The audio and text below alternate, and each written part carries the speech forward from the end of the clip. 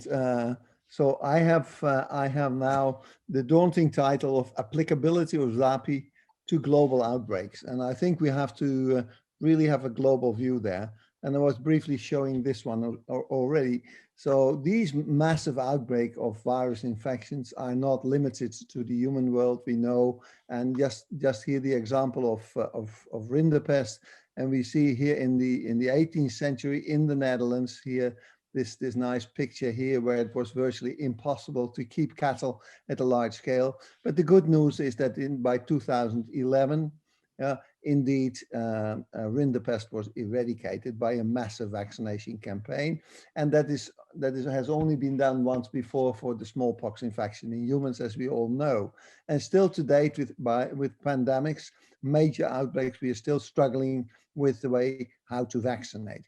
And I think that we have already addressed this during the meeting.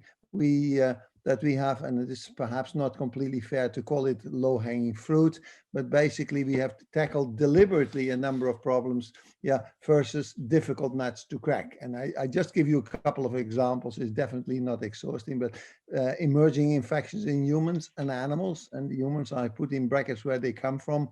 You see, it continues to go on, and there will be new ones in the future. And for some of these, indeed, we have been able to make very efficiently vaccines like canine parvovirus, blue tongue viruses, not for African swine fever. And you see a number of these examples here. And then, of course, I think for existing, in fact, I think it's fair to say that for more than 90% of the human and animal virus infections, we have no vaccines to date.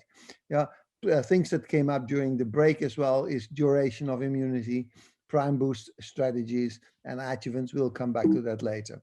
So when we move on and you look at this picture here, it is in the 1970s when I joined the field a long time ago, everyone said it was not a wise thing to go into virology because all the virus problems were under control. In principle, at least in the Western world, it was increasingly so, and not in the animal world, obviously. and there were quite some scientists and also policymakers who said that in the near future we are going to eliminate all these major diseases. And then you see we have since then we have been facing 3 pandemics and also a lot of other infections that were spreading and threatening the world. And I think this has to do with the way we are treating the globe. And of course, we have to change the way we deal with our universe, with our globe. But on the other hand, one of the solutions might be found in vaccines as well. Well, then of course, if you look at pandemic, we have the 4 last pandemics, in flu. Then we had the Spanish flu, and then we had all the subsequent ones. The last one being the Mexican flu. I should say we have not really learned our lesson from the Mexican flu, from the pig flu, the swine flu. We haven't really learned our lesson. We were not very well prepared, although we really got a warning. And one of the principal things, just one example, because we haven't addressed that at all, but it's quite important when we are talking about all these infections. On the one hand, in humans at least, these are zoonotic infections to a large extent, if not all, and meaning they come from the animal world. And here just an example of a thing that we were studying recently together with Sander Herfst and Ron Foucher's group. You see here that an avian virus went into seals and actually caused 25% mortality in seals. And interestingly, what we saw happening there is adaptation of the avian hemagglutinin to the excuse me, to the mammalian hemagglutinin. And there was really a fear at that time, it was an H10, that there would be a transmission to humans and that the virus would start circulating in humans as well. So it's very important to keep in mind what's happening in the animal world. So then, of course, we have the WHO has formulated for research priorities, has formulated its blueprint, its R&D blueprint. And it's interesting to note that the viruses that we have been focusing on are Rift Valley, are coronaviruses and another Bunya viruses. These were at the time, were all considered to be pre-competitive. Yeah, so it was easy to have it in an IMI project where we could work together quite easily. Well, then I've shown this slide before. This is basically what do we do to be better prepared for the next pandemic. So what could we be doing in peacetime, so to say, and what is going to be the impact of what we are doing, what we are discussing here today. So by definition, I don't go into all these other things. I think it's important to realize that antibody platforms, vaccine platforms is just part of the whole deal. But if they are efficient, they can make, obviously, they can make the difference.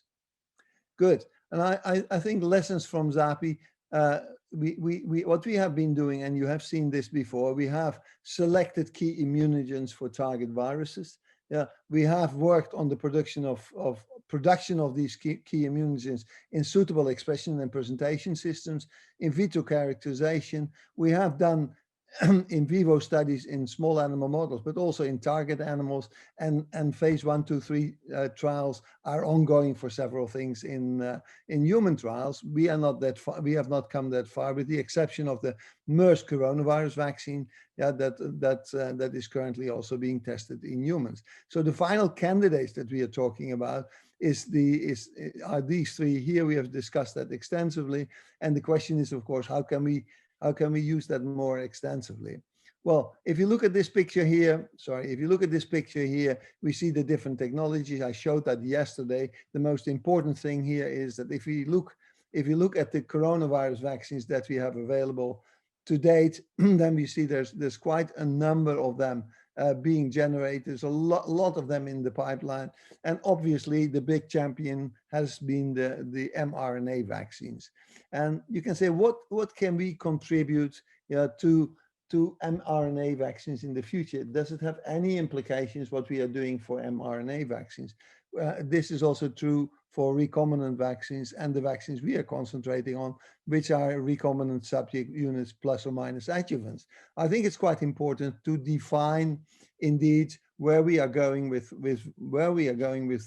vaccine development. How can we do it fast? And the system that has been developed made it possible indeed also now to identify structures on the virus, on the glycoprotein of this virus, but also for the other viruses. It was clear that we could identify areas that could help us out for the different technologies that are there. We ourselves have worked on basically on subunit vaccines with small fragments that are immunogenic, could easily be produced, and then with adjuvant techniques or with multimeric presentation and or adjuvant techniques, it is possible to use these technologies. So I think the project, although it has had a very good and strong focus on on what we wanted to do, I think it can be, a lot of the work we have been doing can be quite important also for the other types of vaccines that we are discussing.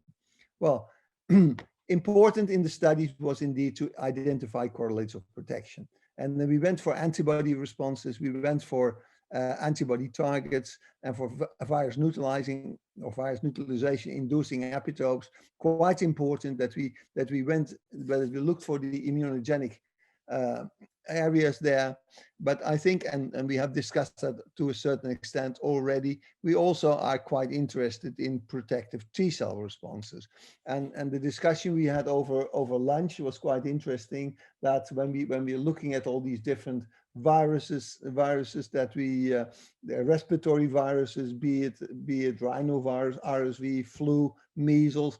If you look at those, the most important thing there is, of course, the neutralizing antibody responses, from which escape is relatively easily possible, but then also the cross-reactive T-cell responses that were not addressed in this particular project. But I think when we talk about pandemic preparedness for flu, but also for the coronavirus and other viruses, this is definitely a thing to explore further in the future, along the lines that we have done this for the antibody responses here in this project.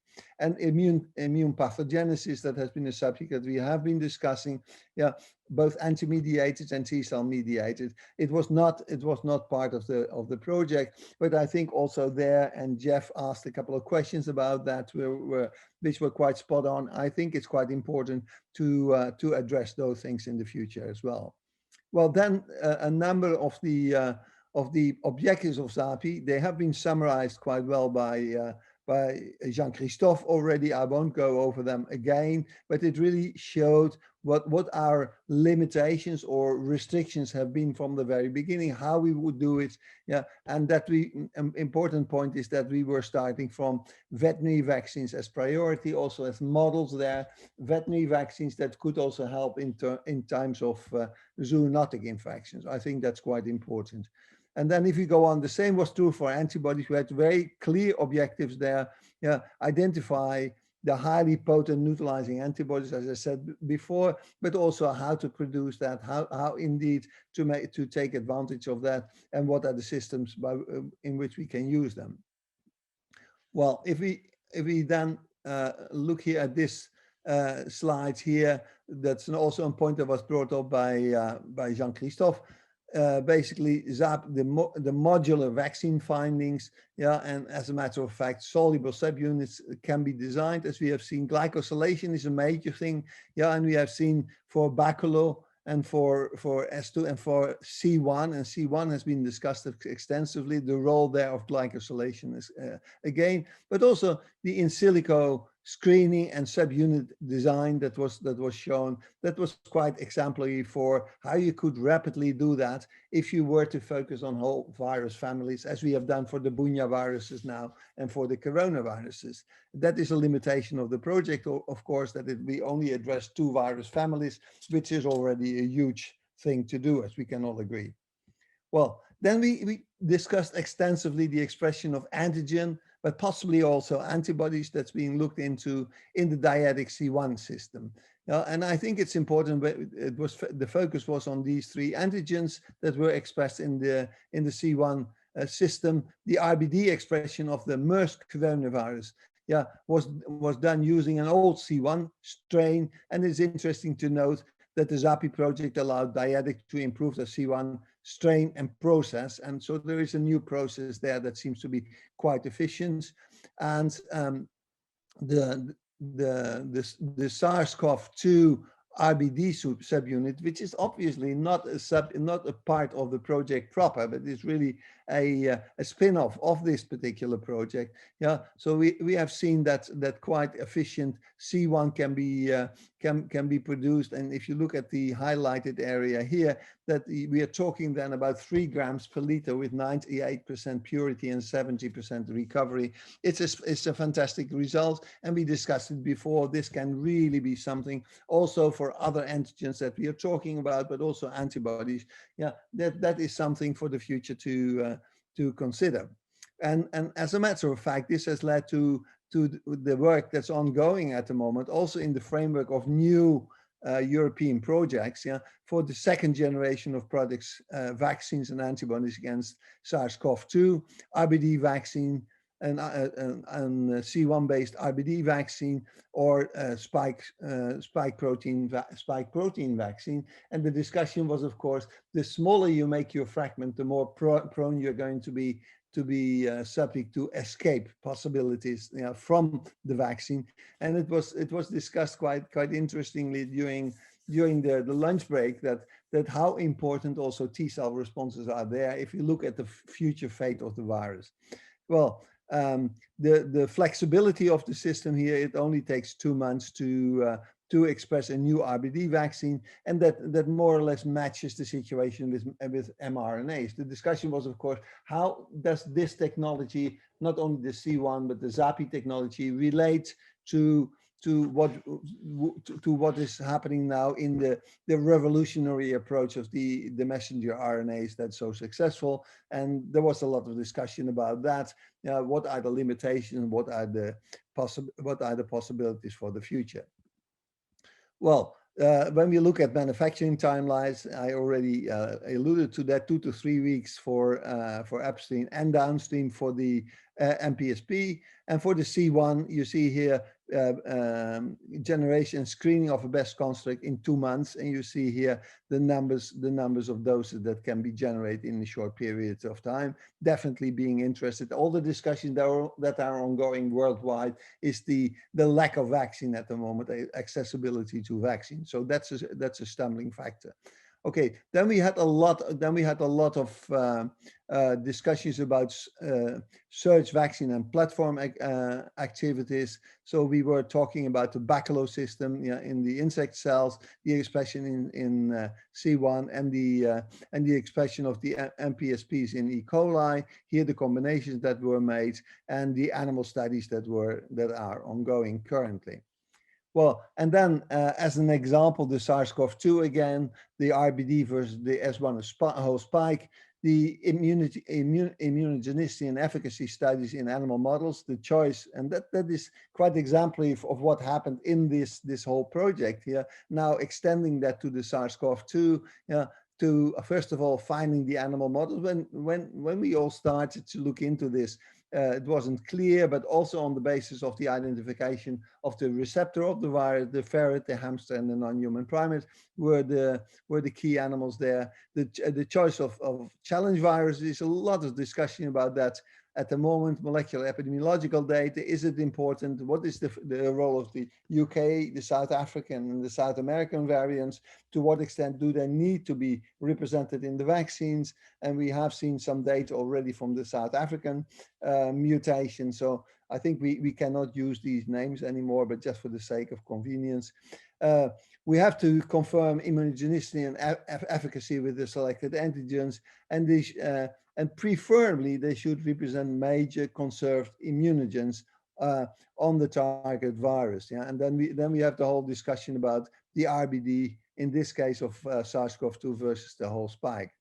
Well, also of key importance for the different vaccine development approaches are, we have, of course, the subunit vaccines that ZAPI is targeting at, and mainly focusing in our case on the antibodies. Novavax using the matrix M adjuvant.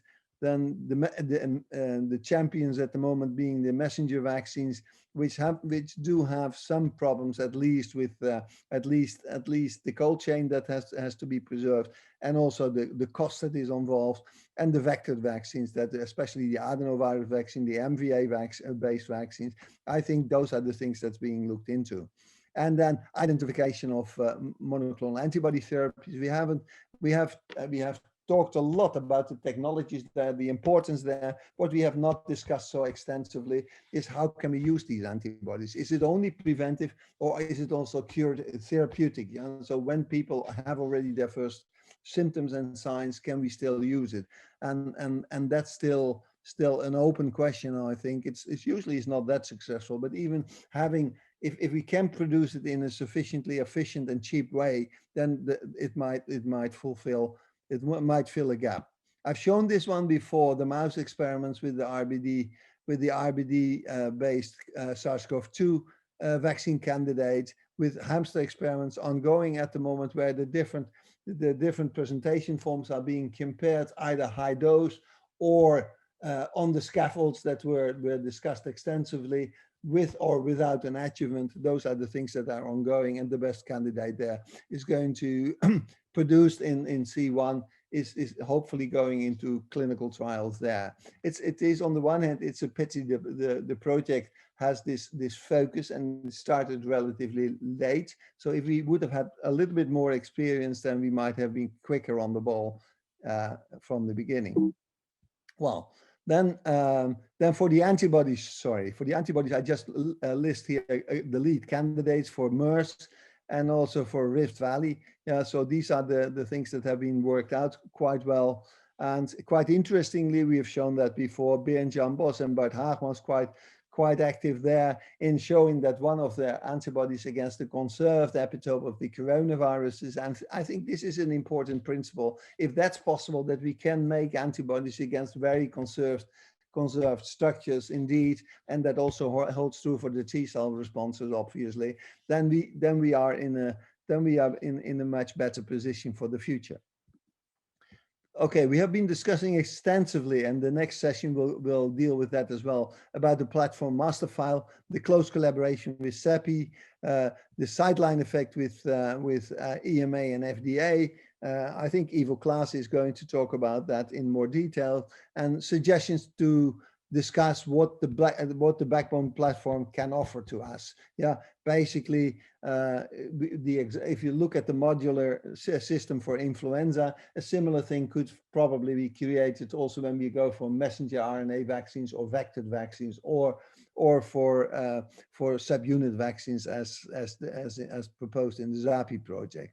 Now, well, and this has also been discussed extensively. We'll come back, the national regulatory agencies and the EU authorities, the discussions that are ongoing. I think a very important thing from the very beginning was to involve people with a regulatory background, and it was Joris van der Putten and Carmen, yeah, who have been quite instrumental there in making all these contacts, and definitely, at least from the veterinary perspective, Ivo will be talking about that, and then the possibilities to extend that towards acceptability for humans as well. So we have heard yesterday and also today in the break that there are still quite some hurdles to be taken, but it's definitely something that we have to address quite vigorously.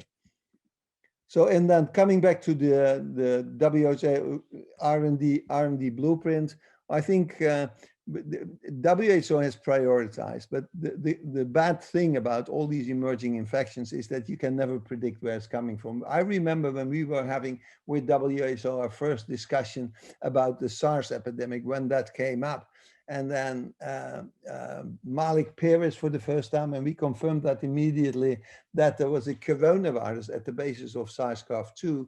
Let's say, especially people with a medical background, they couldn't believe that. They really thought that the human metapneumovirus that we also found in those individuals, and we had just discovered that 2 years before, yeah, that was more likely to be the cause of the disease, because the coronavirus in humans are generally considered to be very wimpy viruses, only giving upper respiratory disease. And it was in a monkey experiment that we performed that we could show it was indeed the coronavirus. So the message here is expect the unexpected. I think that's the most important thing. Yeah, nothing is impossible. And I agree that Ebola, Nipah is definitely something to keep an eye on. Rift is important. Zika has been important. Coronas have been important. Crimean Congo. So I think the Bunya virus, the coronavirus, the paramyxovirus, well, you make a whole list there, but it will also come from a direction that you do not primarily expect. Well, this is my main message about the success of ZAPI. Invest more in ZAPI-like projects in peacetime. And so we discussed before that this project has cost many millions of euros, and it was dealing with coronaviruses, limited number of coronavirus and Bunya viruses from the beginning, because it was initially considered pre-competitive, and going for the strategy that we just highlighted of the ZAPI, and really for the development of broadly reactive vaccines, antibodies, antivirals, and biological response modifiers in peacetime. I think it's quite important that in peacetime we make the investment, yeah, really go against conserved targets of virus families, or if that's not possible, groups of viruses at least, where we expect problems to come from. And we could start with the R&D blueprint list of WHO, which is largely being done at the moment, but really invest in preparedness there, that if we really will be confronted in the future with new outbreaks of viral diseases, which is definitely going to happen, definitely we will get another flu pandemic for sure. And there are many projects also funded by EU, funded by BARDA, that are focusing on that. And they are focusing both on antibody responses, T-cell responses, but also the ZAPI as such, as a more generic approach, is quite important there. And we said that before today. Yeah, it's a major cost-effective pandemic insurance policy. So I think we could afford to spend billions on this type of research if we really can secure ourselves for the future, just keeping in mind how much money this outbreak that we are in the middle of, how much that is costing us to date. So this is as a short summary what I wanted to say. I hope I have created a broader outlook for the type of research that ZAPI has been focusing on. I think the money is extremely well spent. It is not only directly the results of ZAPI itself, but also the ramifications and the benefits to other projects, you know, to other viruses, and really the methodology as such, new expression systems. And obviously the discussion should be there. What is the value of this system for the veterinary world, for the human world, yeah, in comparison to other options that we have, like the messenger RNAs, and like for instance the vectored vaccines. Yeah. So as a matter of fact, I think the verdict cannot be given yet. I think it's as Joris said during the break, it's quite important not to focus on not to put all your cards on one goal, and really make sure that you have different possibilities to tackle a future outbreak. But the most important thing is, for me, if I look back at what has been done in the last 5-6 years, I think it's the money extremely well spent, and it will actually, even for the current pandemic, it may even lead to solutions that would never have been possible without investing this money. So a good insurance policy. Thank you. I give the word back to Jan-Christophe. Yes. Thank you, Ab. Indeed, yes, we are responsible for the public money we are using, indeed, and sometimes it's quite satisfying that we provide such good results. But it's our responsibility, especially my responsibility as the coordinator of the project, to use the money in the best way. Jeff, maybe you want to have one comment before Joris? Yeah, just to talks. Comment that we could think of the platforms required for preparedness in terms of the pathogens that are likely to pop up. I think we can all see that had this coronavirus pandemic being a flu, we would have had vaccine billions of doses by last summer, July, August, because we have all the seasonal capacity with egg-grown facilities and factories around the world that can make vaccine at scale. What we didn't have was a way of responding in a cell culture way. So that's been slow to mount up, and J&J and AstraZeneca have done that. Of course, we had nothing on RNA, so that's all come from scratch. So we might think in the future of saying, right, we need an RNA capacity, we need an egg capacity, we need a mammalian cell culture capacity, we need an insect cell culture capacity, and a C1 type capacity, and build our capacities based on the versatility of those platforms. I think that's for me a lesson here. It turns out not to have been very difficult to make a vaccine against corona. It's quite easy to design one. It's the manufacture that has been the real challenge, given that we were not in the business of making corona vaccines against human corona vaccines in the past. Yes, if I can comment, it is indeed the biggest challenge is the manufacturing part, not really to design. There are a few exceptions, but in general, you can, HIV, ASF, but typically you can design a good vaccine, but the point is really how to make it. Even for flu, indeed, we have a capacity to manufacture billions of doses, but there will be a choice, a priority choice. You have to stop the seasonal flu, which may be not important during a pandemic, but you have to stop something to produce the new one. And the ZAPI approach would allow not to stop ongoing activities, to keep the key vaccines to be provided to the kids and the people around the globe, and animals, and still have a capacity to react to something big. Okay, so Joris, now can you go in for the 4B regulatory session? Thank you very much, Jean-Christophe. It is with pleasure that I take over. After this 6 years of intensive collaboration, I want to insist it is not only the work of those people specifically dealing with regulatory, it is the work of the whole consortium. All work packages contributed to all the bricks of what has become our draft platform master file, and everybody worked and used his network in order to support this common objective of the consortium. So I like to say, first of all, many thanks to all the ZAPI members for that. Secondly, I now have the great pleasure to welcome both Marco Cavaleri and Ivo Klassen. They are both respectively head of human medicines and head of veterinary medicines at EMA. As you all can imagine, those people are under immense stress and pressure the last months. And I think we all together can warmly thank them that they took time to intervene in ZAPI this afternoon. I will not spend more time on introducing them. Most of you know them. They will each talk, first of all, Marco Cavaleri, 10 minutes on pandemic urgency, search, production, and use of platform technologies. Then Carmen Ljungbeck will talk about the platform master file and the project we introduced. And then Ivo will close this session with EU veterinary regulation, the new regulation, and the trend setting from that. So I pass over to Marco. Marco, very much welcome, and the floor is yours for 10 minutes. Thank you very much, Joris, and good afternoon to all of you. Indeed, as you said, these are really busy times, and I hardly experienced such busy time, to be honest with you, but that's the reality of this pandemic. And of course, there is a lot of learning that we are taking from this pandemic that we need to think about carefully in the future.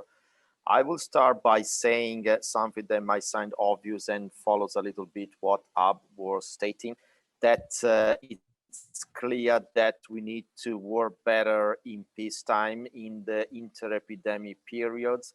We need to advance platform technology as much as possible, try to have some vaccines that can be developed up to marketing authorization for at least some of these pathogens that might cause problems and outbreaks and pandemics. And I would start by saying that having been involved in a number of activities of the WHO R&D blueprint, I remember very well was towards the end of 2018 when we had a specific meeting looking at what was the landscape of vaccines for MERS. And it was pretty terrible to see that there was not a lot going on. Despite MERS existed, at least in some parts of the world, there were really very few efforts to come up with a vaccine for MERS. And for SARS, of course, since it was already in the past and considered a closed topic, nobody was bothering in trying to advance a vaccine also for SARS. That has turned out to be a big mistake, as we have learned now.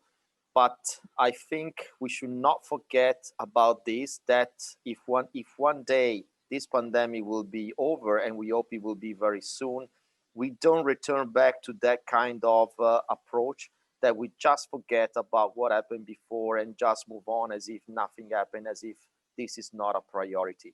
We should work more on the platform technologies and advancing prototype vaccines and also therapeutic, I would say. Let's not forget the role that monoclonal antibodies can have in order at least to have something available. Because if we had a vaccine for SARS or MERS available before this pandemic, I do believe things would have gone much faster in having a vaccine for SARS-CoV-2.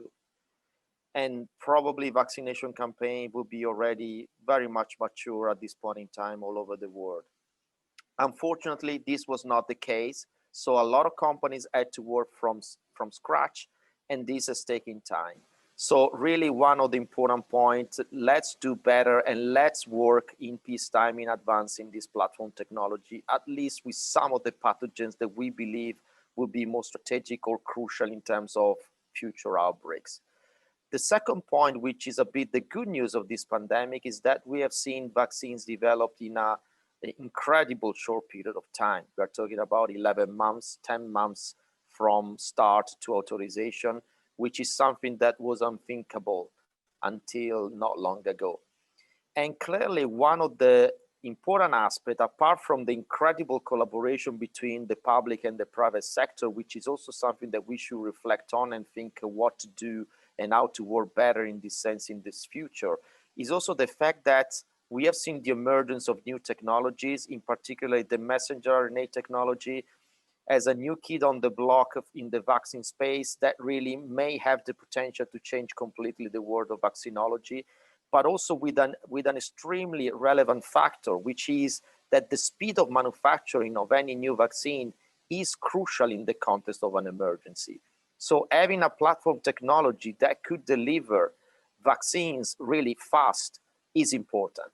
And that's something that also we should reflect on. And this technology, besides the really positive result we've seen in clinical trials, has also been able to get there earlier than the others because of the fact that it's easier to start having some batches that can be tested rapidly into preclinical and clinical work.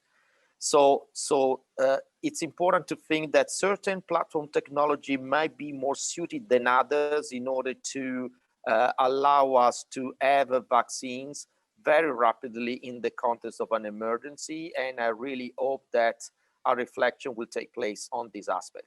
Then maybe the last important point that I would mention is regulatory appraisal of all this platform technology. And again, I see here quite a bit of a learning on the fact that a lot of data already available for a certain platform technology could be utilized also with respect to new emerging pathogens. And there is not always a need of repeating tests in the lab or activities as if it's a brand new vaccine that we don't know anything about.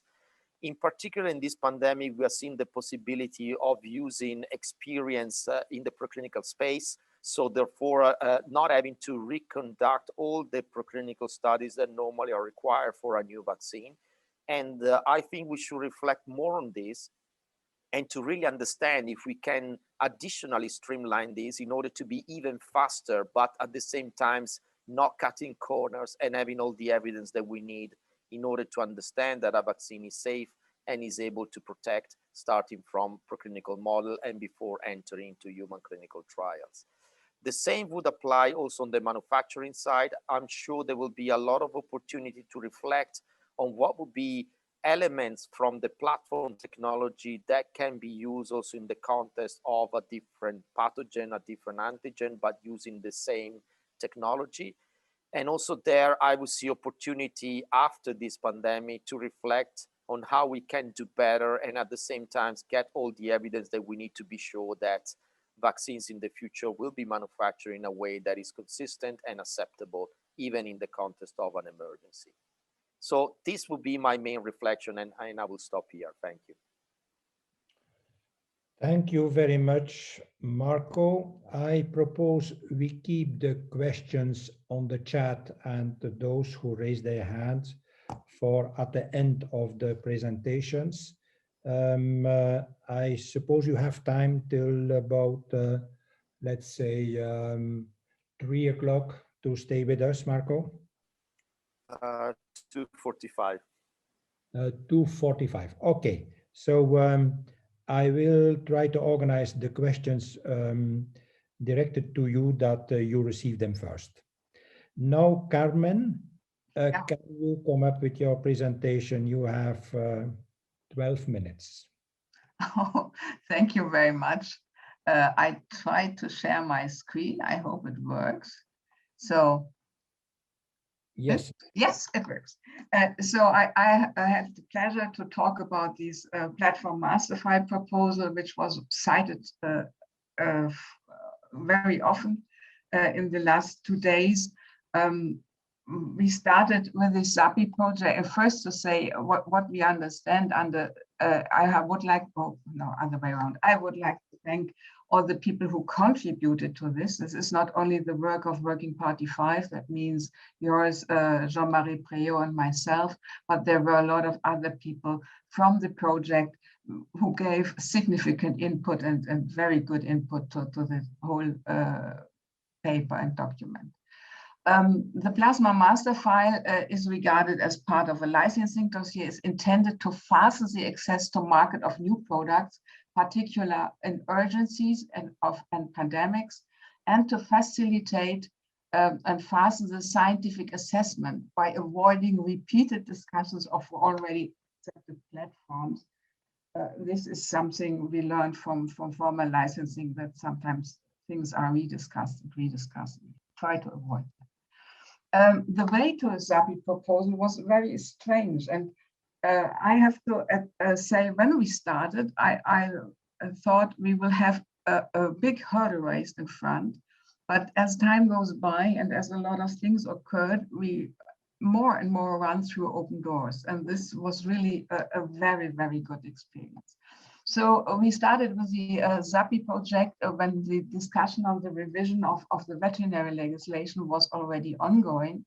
And together with the good communication Joris had with EP members and the visits Joris and I and Jean-Marie made at different NRAs, we proposed our platform ideas and found a lot of positive response and a lot of interest and a lot of green light to go this way and encouragement to do that. After the regulation 2096 was published, which will come into force in 2022, there were a lot of implementation and delegation acts, and there was a lot of work for EMA to fulfill all these acts and the work for the Commission. And so our idea was to support this a little bit, and therefore we created first a proposal for a platform master file, including some changes for Annex 2 of the regulation in the veterinary field, and sent it to EMA, and were very, very much pleased that EMA took this on board and entered it to the recommendation to the Commission.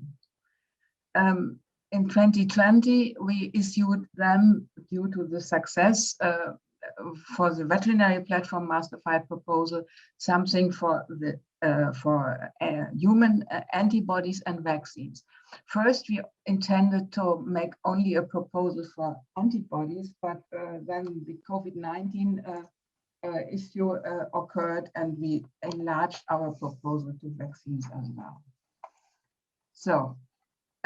In principle, this was told by Jean-Christophe and some others long time. From a scientific point of view, the ZAPI had to develop a general methodology for a rapid characterization of pathogens and new vaccines.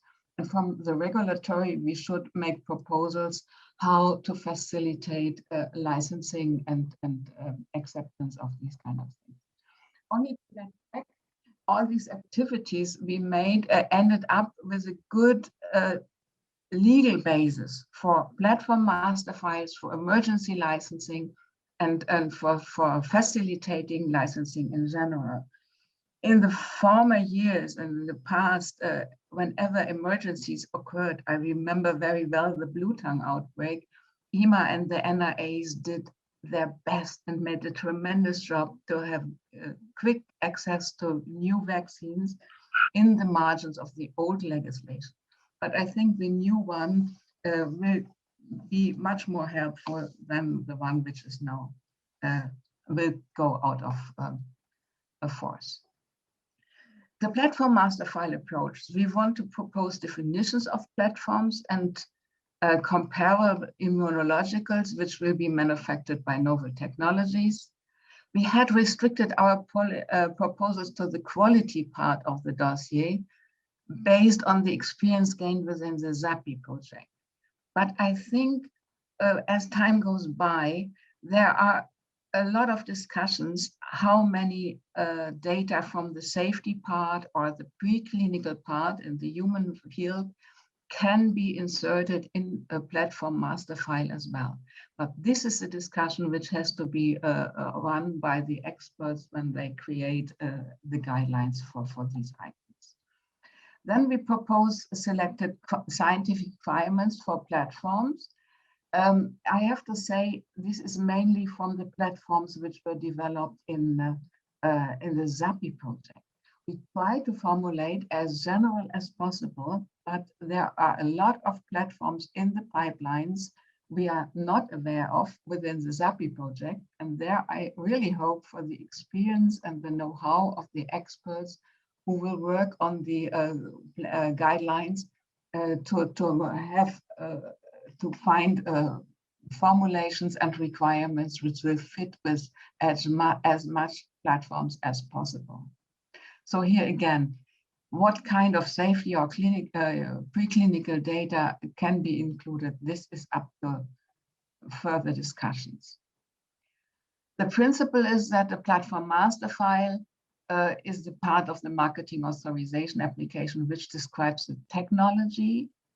And the idea is that an approved platform master file can be used for formulating monovalent or even combined vaccines or monoclonal antibody preparation of a given manufacturer. We have discussed this in length and in detail the last 2 days, and I will not go in detail. The platform master file will then, a certificate will then be issued by the EMA and will be valid for all combinations it was approved for or will be extended. We took as an example for our proposal the vaccine antigen master file guideline, which is issued for human medicines and to avoid that we reinvent the wheel. The platform master file approved by EMA should then be used as standalone dossiers, and in the relevant final product licensing dossier, a cross-reference to the platform master file should be sufficient. But the detailed administrative approach is really up to EMA and the authorities to decide on. For our definitions, we started with a definition for a platform master file, again, a standalone part of the marketing authorization, and contains relevant information on quality, safety, and efficacy, hopefully, concerning the platform technology, which is then part of the medicinal product. The standalone part may be common to one or more products. As I said already, safety and efficacy need to be demonstrated for a final product and not necessarily for the platform alone. But this is really up to the authorities and to the assessors and to the experts involved to define what can be part of a platform master file. The technology means the technology, the backbone or the vector for the production for treating or preventing infectious diseases. In the VET proposal, we had already excluded eggs, roller bottles, biogenerators, etc., as part of the platform master file. Going on with the discussion, when we drafted the platform master file for the human part, we decided that the content of the platform master file could be even larger. And this, again, is something which will hopefully considered when the guidelines are written. This is the content. These are the headlines we found at that time: description of the systems, recommendations of the nature of the epitopes, the data on the material of biological origin if used, description of the express contract, genetic stability, physical, chemical, biological stabilities in process controls, and final controls. This is something which was discussed this morning already. I think with all these changes we have in the moment, the introduction of the consistency approach, etc., I think we are really starting a total new chapter in vaccine manufacture and control in the next years. And this is such an fascinating and interesting development at the moment that I do not dare to say where we will end up. We also added to our proposal to EMA some proposals how to add the platform requirements to the scientific requirements in Annex 2, as there was clearly stated in the new regulation that the annex as such should not be skipped, but should be updated. For the humans, we have taken over nearly the same approach, and I do not want to go through it. There is a slightly addition, for we have here added the requirements for monoclonal antibodies, and therefore something more is written here. And here is also added the sentence which I have already cited. Oops. No, zurück. Und zurück, sorry. Cited that it should be possible to include as much as part of the production technologies in the platform master file. So here again, we have the same headlines or nearly the same headlines as for the VATs, but already included also the reference to some preclinical data which may be possible to include in the platform master file documentation. The specificity in the human part is really the maternal antibody, a monoclonal antibody, a section where the expression system, the raw materials, the analytical methods, and the generic manufacturing process is required and should be described. This is also a tricky thing it's difficult in all cases to draw the line between the platform as such and then the start of the production of the final product. Maybe this will be platform per platform differently, or in some cases, even for some product groups. But this is the real challenge of the next time when the working parties and the experts involved try to formulate the requirement for the platform master files. The next steps, yeah, here we are, and I have to really say a big thank you, or have a lot of respect for the work which has been performed in the last 2 years at EMA and at the CVMP and its working parties. So EMA struggled with a lot of problems. They have to move from London to Amsterdam. Then the COVID-19 issue did not allow face-to-face meeting of all the experts. They all worked via video conferences and via email. And even with all these hurdles, they managed to issue an impressive set of concept papers and reports in the beginning of February this year. And this was tremendous work. And I would like really to formulate my respect for this tremendous work they have done all together. So the concept paper is open now, also the concept paper for platform master files, the concept paper for emergencies. And if you look in the chat, Caroline Guitret, from whom I think that she was heavily involved in all these efforts, communicated the link to the EMA website where the concept papers can be found.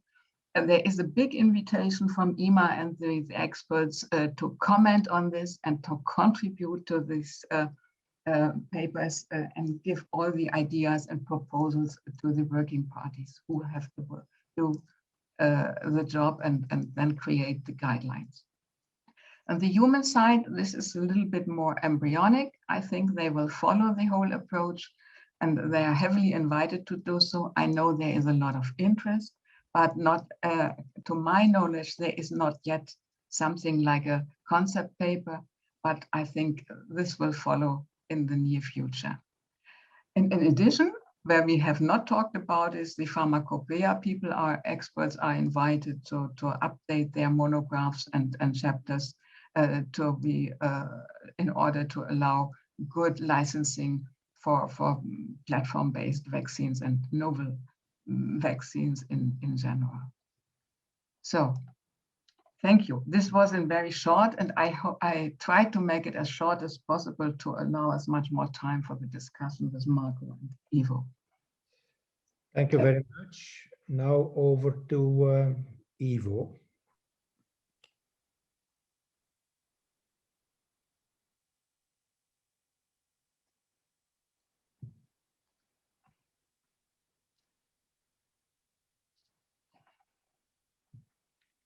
Ivo, we don't hear you. Thank you very much for this, Joris, and for giving me the floor. I would also like to thank Carmen, because I think she covered about 80% of what I was going to say here. So I can actually try and keep this very short and give you an update on where we are with this new regulation on veterinary medicinal products that has been mentioned several times during the past 2 days, and how this would impact indeed on the platform technology master file. The regulation, work on the regulation started already in 2010, 2012, I think, and it replaces the Directive 2001/82 with the overall aim of achieving a better regulation in the EU. So it's a fit-for-purpose regulation for veterinary medicinal products. And it provides for a modern, innovative, and fit-for-purpose legal framework. It gives incentives to stimulate innovation. It gives incentives to increase the availability of veterinary medicines, and it strengthens the EU action to fight antimicrobial resistance. And if you look at it from that perspective, how that would fit in with what we have been discussing over the past 2 days, platform technology, it stimulates innovation. Now, platform technology is innovation in itself, and we've seen that. It helps to increase the availability of veterinary medicines in that it can speed up access to the market. And when we say a modern, innovative, and fit-for-purpose legal framework, we also look at the reduction of administrative burden and regulatory burden for everyone that is involved. And I think if we can really develop the platform technology in the regulatory toolbox, then we can indeed reduce that regulatory burden considerably. The next slide. This is the timeline. The regulation was approved in 2018 and then published in 2019, January 2019. And then from that on, we exactly had 3 years for this implementation period, in which a lot of secondary legislation needed to be developed, guidance documents, advices, and we are now approaching the finish line, which is January 2022. Exactly 1 year from now, it will go into application, which means that whatever we're discussing now will be the legal framework in 2022. Next slide, please.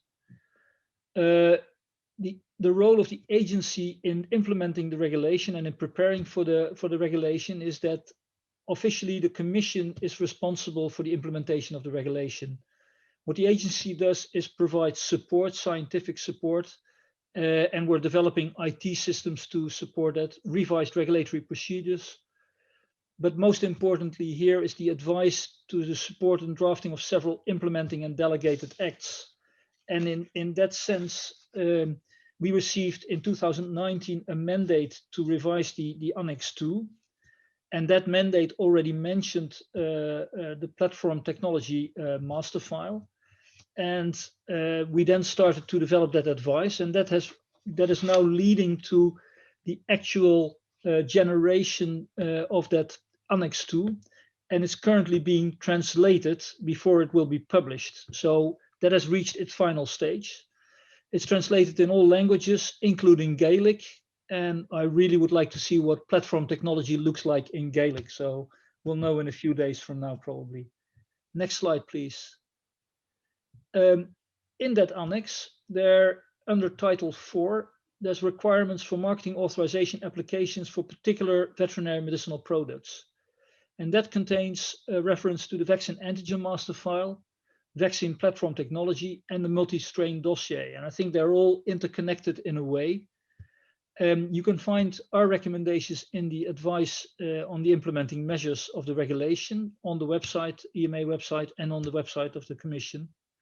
And soon, as I said, the annex will be published and then it will be formal.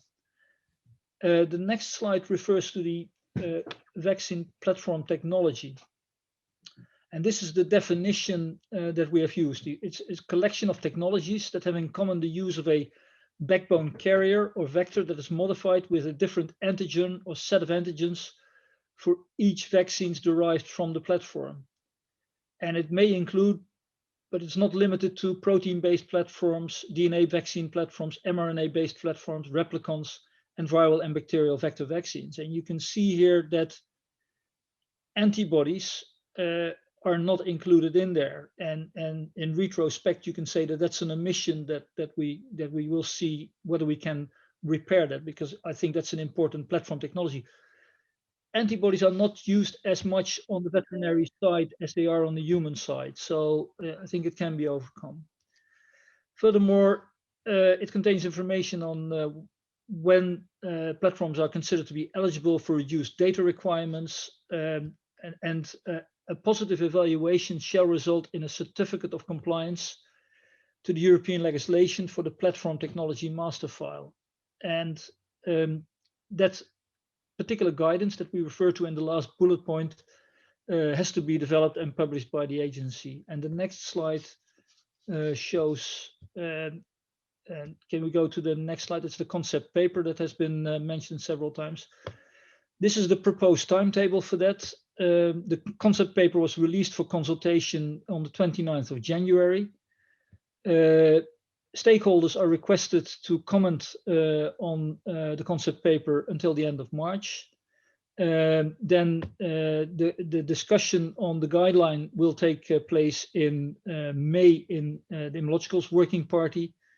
July will see the adoption of the draft guideline, which then will go out for consultation again. October envisaged as the end of that consultation period, and then the expected date for adoption and the publication in January 2022 to be in time for the application of the new regulation. And the next slide shows that in a more graphical way. What I would like to point out here is that there's actually 2 points where either the concept paper or the guideline is out for public consultation, which is February, March, and then again July, August, September, which is the guideline. So that's an opportunity for stakeholders, and I reckon these are in this meeting right now to comment on that and to see where we can, and to recommend where we can improve that guidance. And with that, also in the interest of time and knowing that Marco has to leave, I would like to stop it here, and more to be said in the roundtable later this afternoon. Back to you, Joris. Thank you very much, Marco, and thank you, Carmen, and thank you, Ivo. So I do not see any questions on the chat, but I would like to address a question to Marco to start the discussion. What is your feeling, Marco, for this concept of platform master file somewhere to be included also in the human medicines regulation? Well, of course, I have to be quite prudent at this stage, but I see really room for discussing this. I see merit in this. So I think we should try to take this forward and try to see in which circumstances it will be applicable, and then what we can make out of that. I understand that this could have quite a substantial value and impact in streamlining regulatory activities. And therefore, I think we need to look at that and to discuss with the Biotech Working Party at the EMA to see how far we can go. And of course, real cases and the experience in the veterinary side is important.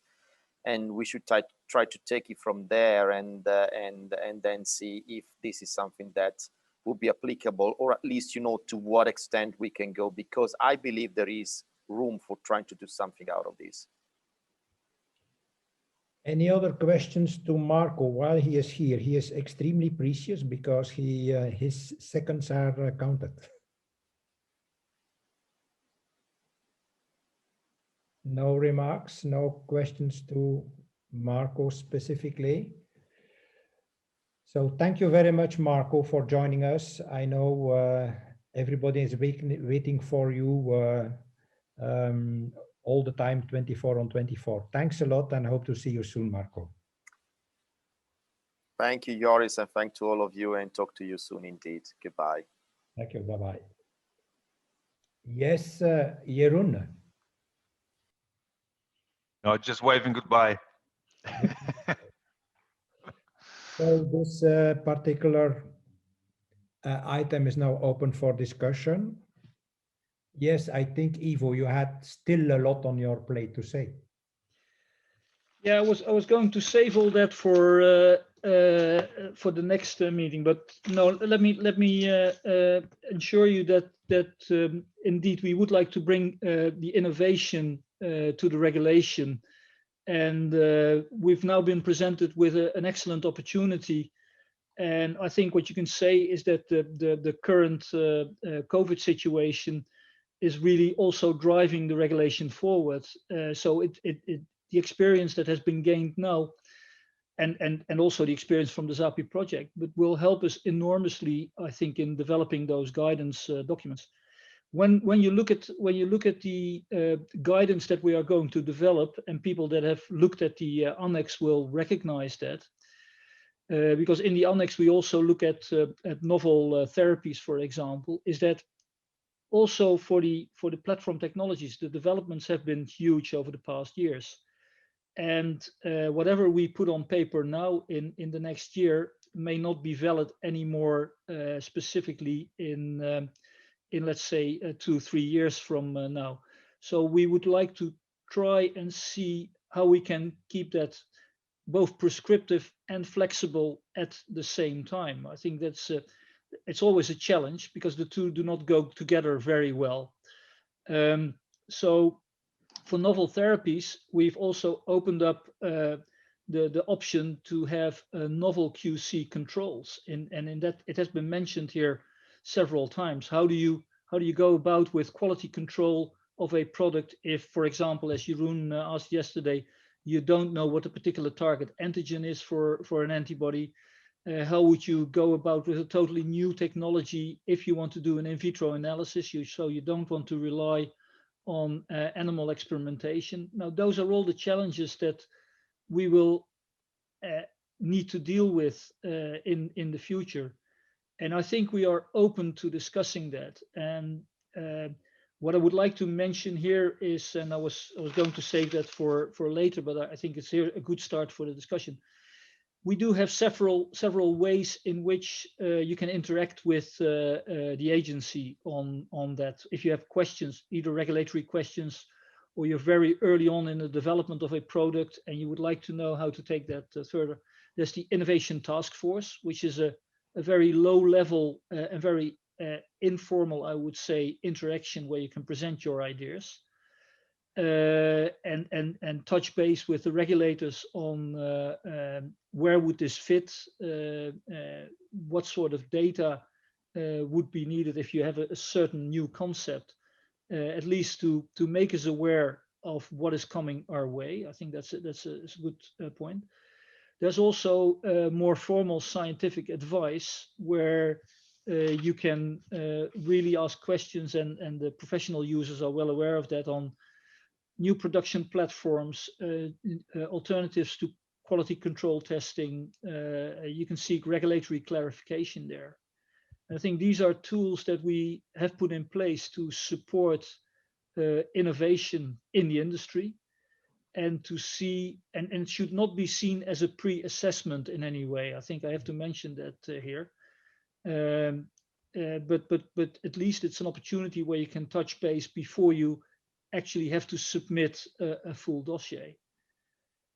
And what we've seen during COVID is, of course, a whole new arena with a rolling review on the human side. I think that will remain an exceptional way of dealing with things.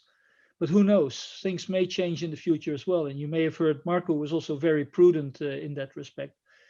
And rolling reviews have been discussed several times in the past as well, but they're not a part of the European regulatory system. We've always dealt with it in a different way.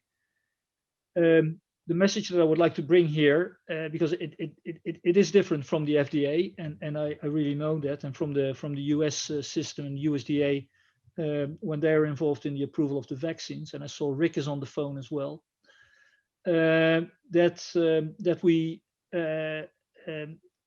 in a recent benchmark that was carried out by Animal Health Europe, the European system, and the European system is seen as very predictable and very transparent in many ways. So I think together with the US systems, we provide the benchmark on how you can bring vaccines to the market. But there is also complaints. There was also, and it is mentioned here before, Europe does not seem the best place for innovation because of several of the drawbacks that have been highlighted. Animal experiments have been discussed already, but also the transparency that we have on the products that we have, new innovative products, is not always appreciated by industry, and we're very well aware of that. Back to you, Joris.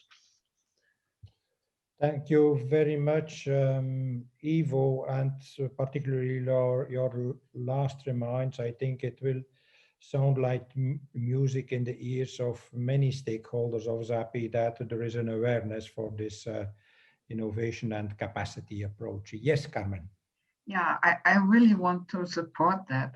So I had really was involved in all these legislation and guideline writings and for a lot of years.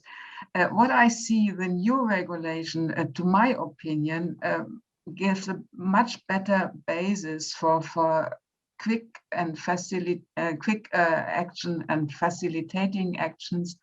And what I have seen in the last years, that the openness from all stakeholders to modern technologies to unconventional approaches increases in a way this is not expected.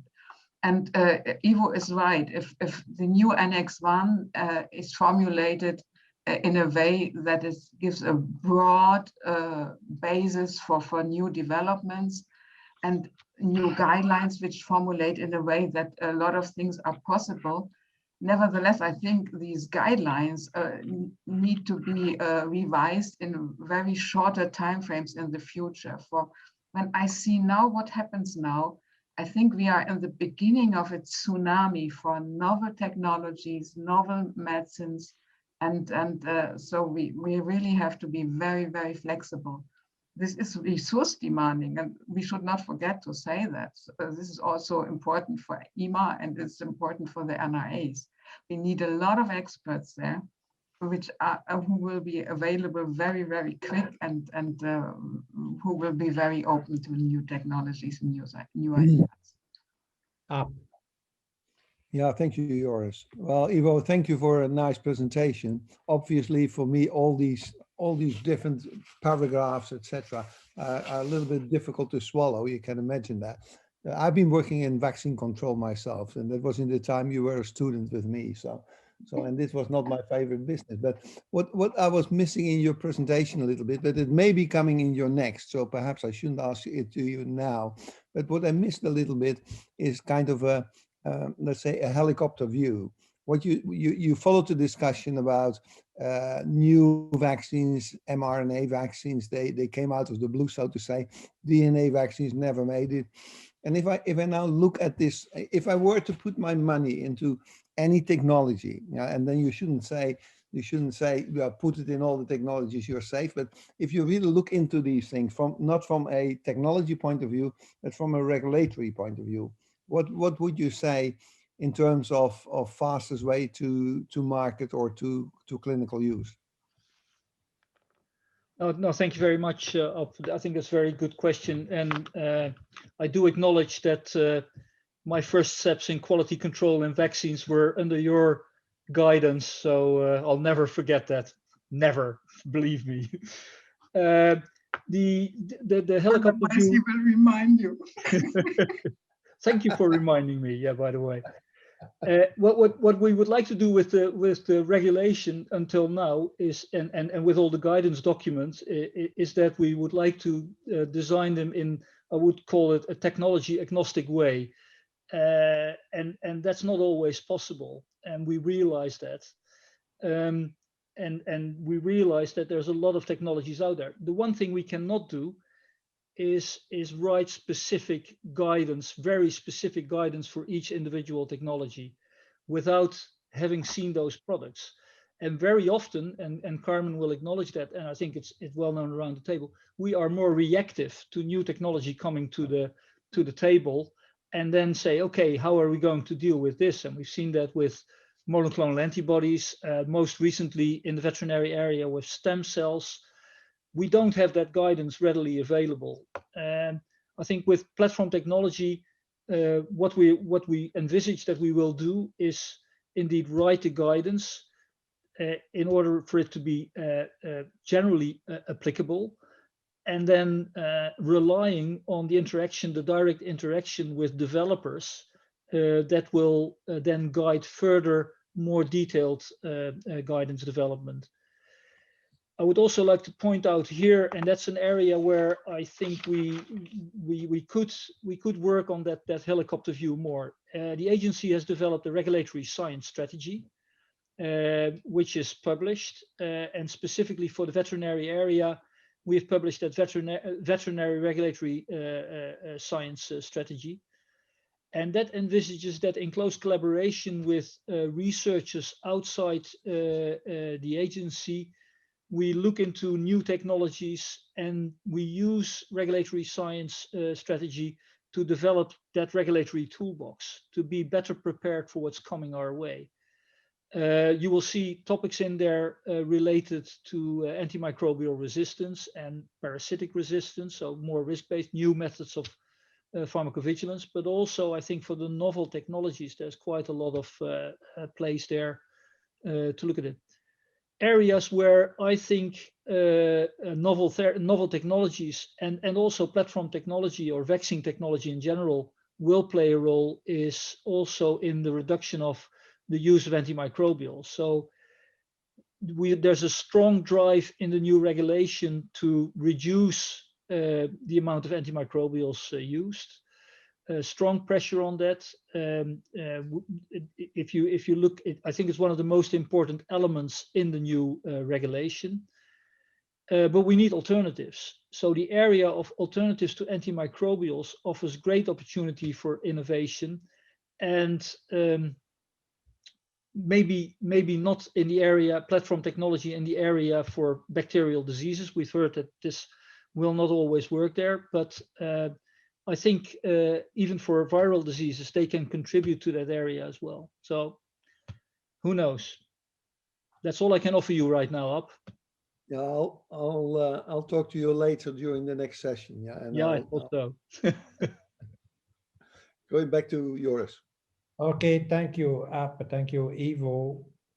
I wonder if there are any other remarks, questions on the regulatory part, regulations, particular issues you want to tackle. There is one there from Jean-Christophe with the new technologies and messenger RNA and ZAPI-based vaccines. One can define the quality at the final stage level product as it becomes independent from the exact process and, more importantly, independent from the manufacturing side. So as I understand it, therefore, this puts again the question on the definition. Yes, every definition has to be revisited, probably, like the definition of a master seed, working seed, etc., with these new technologies. What does it mean? Ivo, do you have any sense? I know it's very difficult to say it you should do this or this. But these are questions that come up, and more questions will come up. I'm trying to see the question of, but let me. On there. On the chat. Yeah. I don't see it in this chat either. I don't see it in the chat. I read it again. With the new technologies such as messenger RNA and ZAPI-based vaccines, one can define the quality at the final product level as it becomes independent from the exact process, and more importantly, independent from the manufacturing side. Therefore, this puts again the question on the definition of what is a master seed for these new technologies. If Jean-Christophe wants to add something or explain, please feel free. Yeah, please do. The question is something I discussed a long time ago, actually 15 to 20 years ago, For the DNA vaccines, because it was the same kind of issue, you can define the final product just on the quality of the product. So the plasmid DNA, purity and sequence. It's probably the same for mRNA, even if we have a formulation with lipids. But for a particle display, ZAPI base or whatever can be as a similar technology, you can really define precisely what it is. So there is no link as for classical vaccines where you had to ensure that the process was repeated in the same way exactly in a single site, having the know-how. Today, we change this concept of master seed and working seed, and you can just produce with high quality and define and control the final product. So is it possible? I think it's maybe a difficult discussion, but as the technologies are more and more precise and more defined, for me, the concept of master seed and working seed is changing. Yeah, if I may add something, this is exactly what I meant when I said that at the creation of the new guideline now, one of the big tasks will be to define what can be part of the platform master file. And this includes this whole seed material discussion. And this is really something which makes life not easier when now the guideline will be discussed. I'm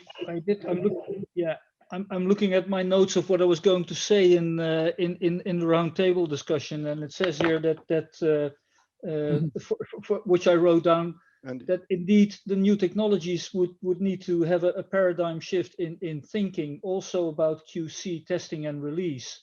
So I was going to mention, I think, Jean-Christophe, what you were looking for, what that will look like. That it could take different forms, I would say. But if we go towards more synthetic vaccines, obviously, you could do that analysis independent of where they were produced. Having said that, there will always be GMP issues. There will always be permits. So it is something that very likely will develop over the next years. We have to move away from the classical QC concepts in due time. I'm pretty sure, yes, indeed, you will still need a GMP qualification to ensure that your environment is okay. But can we learn from the current mRNA vaccines, which are obviously manufactured in different CMOs, formulated at different CMOs, and then filled in at also other sites? We can always learn. To be nasty, yes, we can learn. But when you see for this COVID-19 problem now, this is exactly the same what the acceleration of the assessment at EMA and CVMP level, CHMP level has made for COVID-19. There will be new production sites and they have to be qualified according to GMP and have to be accepted. And this is the time delay we have at the moment. Whenever you read at the moment in the newspaper, there is an additional production site for BioNTech, for Moderna, then you always read, oh, we need 3 or 4 months to qualify. This is the time which we will always need. And what happens here with the qualification is exactly the same what has happened with the licensing procedure. There are a lot of manufacturers, of authorities who accelerate the process in a very unconventional way, disregarding time frames and whatever, and try to be as quick as possible. And I think this is a good example. And maybe if there is a political will, after all these nightmares, to have a real look how to facilitate and accelerate the general approach and the general licensing procedures for GMP, for vaccines and so on, then I think we have learned a lot from this pandemic. I think this is typically the subject of what we're going to discuss after the break. So if we don't want Ivo to repeat his answer after the break, then and we're running towards the end of the session. So I would like to urge Ivo to hold his fire till after the break. Is that possible at all? Are there no any other questions on the regulatory? If not, I would propose that we start the break now. I still have a remark. Yes. Can I have the floor for a second? And I'm also looking at Jean-Christophe because there is a recording of the meeting being done, and I understood there's a professional writer at the moment, scientific writer, who is taking the notes, and he will make a report that will be published in the IABS journal, I understood. On the other hand, what I would like to do, I'm the editor-in-chief of a new the Nature Group Science, and it's One Health Outlook, and this is typically a One Health issue. So what I would like to do is to ask presenters, who are willing to do so, to submit a paper there. I will provide them with the details later through the secretariat, I think. So it's important, I think, that all these things that come up during this meeting, that we really make proper records of them. I think it's quite important, not only of the, let's say, the regulatory part, but also all the innovative things that have been forthcoming. So there's two outlets there. There's the Journal of the IABS, and there's the One Health Outlook. So the more it's covered, the better. Okay, thank you. Okay. Thank you. So that means you start up at 3:05, right? So that gives us 8 minutes. Thank you. I'd like to welcome all the participants to the round table. It's always a little bit funny to talk about the round table when we're sitting all behind the screen, but I'm actually sitting behind the round table anyway. So it's quite nice. We have on board, so the question is how to go faster and how to remove bottlenecks. And perhaps it's good if those who are not participating just mute their microphone. Thank you, that's much better. Okay, so let me first say who we have on board for the round table. It's Ivo Klassen. I don't need to introduce him anymore. So Isabel, I think that's you have to mute your mic. Yeah, that's true. So Isabel, we have basically we have two Isabels on board. We have Isabel from OAI, that's Isabel Josie-Labet, and we have Isabel from PEI, Paul Ehrlich Institute. It's Isabel Baker-Janding. So welcome everybody. And I think we have a very difficult title here. It is Roundtable, Stakeholders Perspective, How to Go Faster and Remove Bottlenecks. And we have been discussing a lot about the science, and I think we have extensively already dealt with the scientific issues there. What are the bottlenecks, etc. But that's definitely a thing that may come back in the discussion later. We talked about technologies, different technologies, messenger RNAs, but also the vectored vaccines, the vaccines based on subunits, as is really the subject of the ZAPI project to a large extent. We didn't talk about the inactivated vaccines and the live vaccines. Well, then the next point that we were in the process of discussing just before the break was regulatory issues, and I still have a couple of issues there. One is the clinical trials. We have seen that we have a very stringent way of dealing with clinical trials. Excuse me.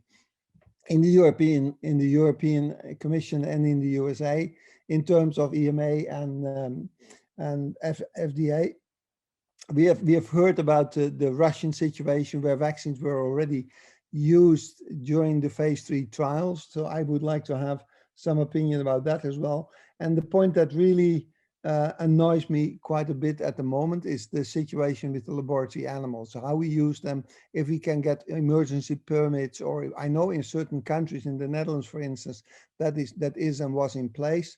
In a country like Germany, it depends completely on the respective states.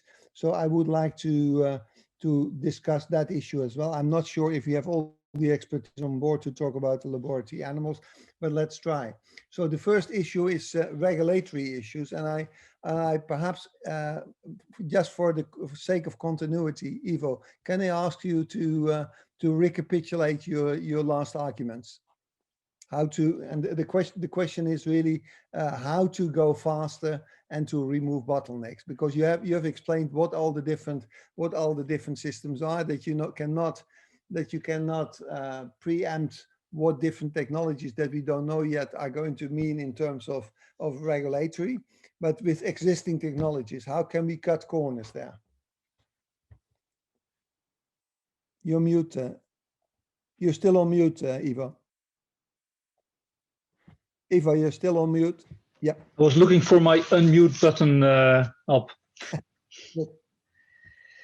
I mean, let's face it.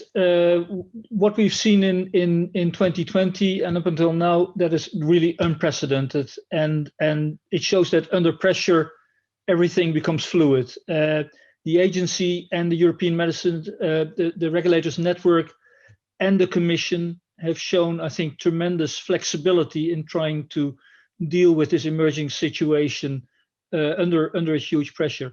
And the regulatory flexibility, not only for the development of the vaccines or for the approval of medicines that were to be used, but also in trying to ensure availability and to prevent shortages of medicines in the European market. So, and these were all more or less unforeseen. So we had to, within the given framework and staying as close to ensuring safe and efficacious products coming to the market, but still trying to speed up the time for delivery there. I mentioned already the rolling review, but I think what we see here, and it has been mentioned as well, is that we should rethink that regulatory system and prepare for the crisis. So not only from the scientific area, so from the possibilities of what we can do to actually under pressure develop new medicines, new antivirals, new vaccines, but also think at how are we going to regulate them? How are we going to regulate them in a responsible way? The other area where I think we need that paradigm shift is indeed in thinking about how can we shorten the time, for example, for QC testing, the development of QC testing. What level of validation would we need for QC testing? And if we can move to more synthetic types of vaccines, as Jean-Christophe has mentioned, can we do that release on a final product without taking into account where it was produced? You know, can that be done? New concepts that we need to discuss also as regulators that will help us to be more prepared in the future. In the veterinary side, we have foreseen specific regulation and guidance for emergency vaccines, for example, because we know that veterinary diseases do require a swift response, but they are very much based on, I would say, old technology, inactivated vaccines, and how you can deal with it. So on old known technology.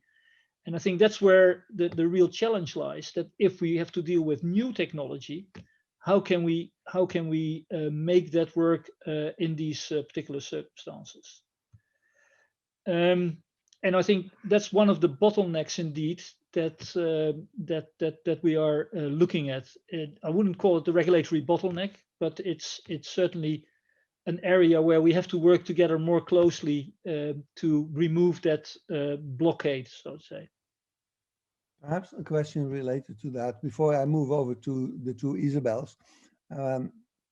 To what extent are you satisfied with the way, let's say, from the scientific world, the connection is being made with the regulators? Yeah. So basically, there's always in between. Of course, there's always production companies or what have you. Yeah. And so there's a lot of experience there, but I have the impression that there is, if you look how many candidate vaccines there are in development, what do you think about the the accessibility of both EMA and FDA in terms of advice and possibilities to go there? Do you have the impression that line is short enough, or should that be improved? Well, as I said before the break, we have innovation task force, and that is very much open to academia to liaise with us on new ideas, new concepts, new vaccine technologies. What you are aware of as much as I am is the fact that academia, things are developed where the researchers will be totally convinced that this is the holy grail to vaccines, but then the translation into bringing that into a more regulated production environment, upscaling, etc., that realization is not always there, and how to do that. So what works on a laboratory scale doesn't necessarily make it fit for large-scale production. And in that sense, I think ZAPI as a project, as a program, has really tried to build that bridge. So academia, to see more interaction between regulatory and academia, I would totally encourage that. It's also part of the regulatory science strategy, and we're currently setting up academia matrix here at the agency, where we are looking to have more interaction with academia on really delivering on that regulatory science strategy. The regulation as such, there's only very few universities that I know that actually provide a training in regulatory, and it's largely it's with pharmacists more than it is with the people that are directly involved in the development of vaccines. So there's certainly a lot to win in that area. Awareness about regulatory, not only constraints, but also regulatory possibilities. Okay, thank you, Ivo. I think that's exactly the answer I wanted to have. So you're basically, as EMA, FDA, reaching out to the scientific community and actually encouraging them to have their pre-INDs and all the discussions at an early stage. Yeah, I think we're doing it more. The tools are there, but we try to reach out, but maybe not enough up, and because very often I would like to see more response from academia also when we put out papers for consultation, guidelines for consultation. The response from academia is limited. Currently, we do have contacts with the EBVS, the European Board for Veterinary Specializations, and trying to channel our requests to them. And we have this list of stakeholders on which we have all the veterinary colleges. And what they probably would not know is that if we invite them for meetings, that we would reimburse travel and stay here in the Netherlands as well.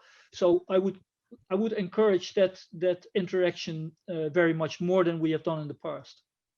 Okay, thank you. I think it's quite important because there's a lot of, let's say, basic scientists that really lose out on just go with the vaccine for the mouse, and then that's the end of the story. Yeah.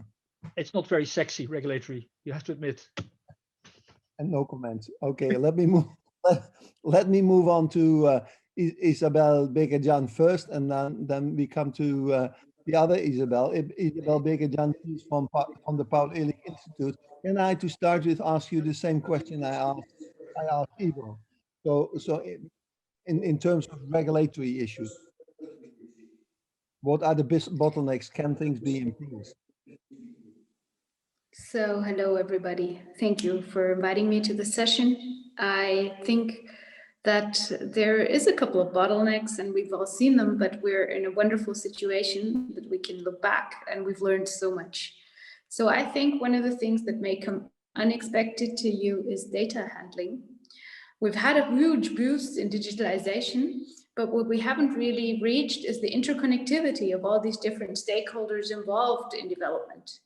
And I think especially looking at the clinical trials, that will be very, very important for the future, and might also be relevant for animal models later on. And I'm looking forward to the discussion on that. I think another point is that taking together all the lessons learned, I think there is a change in the way regulators are viewed, or the possibilities that there may be in the future, which could also go into the direction that the regulator becomes an enabler in some ways. If you already have contact early on, and if there is as an exchange, really, like we saw now, into one direction, everybody's clear about what the goal is. So I think we should use this opportunity.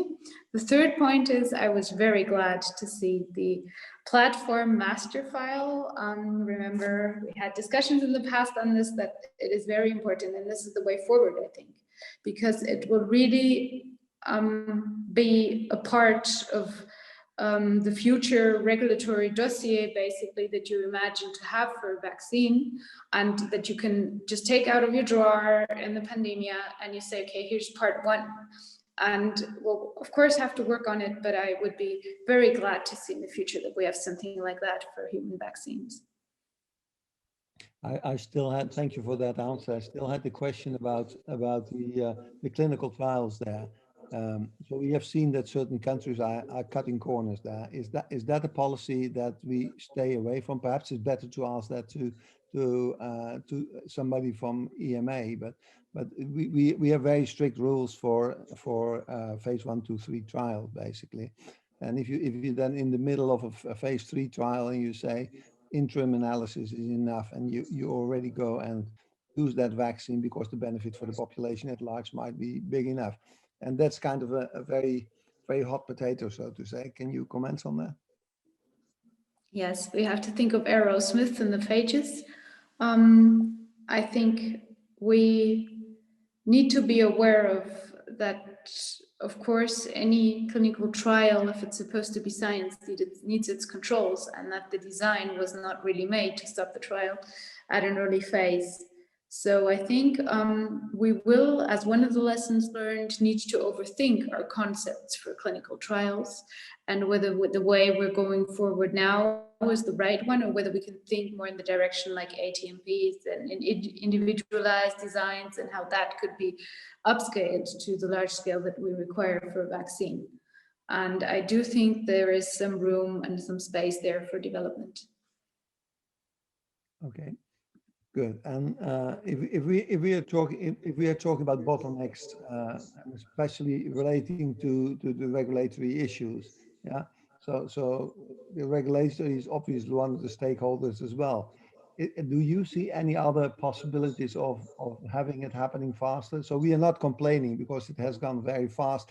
But when I see, when in principle a vaccine or an antibody is ready, it will take the classical 3 to 4 months. Yeah, there is, of course, there has been consultation before, but especially in the pressing situations that we are in at the moment, for instance, it might be important to shorten the time even. Is there any possibilities to do that?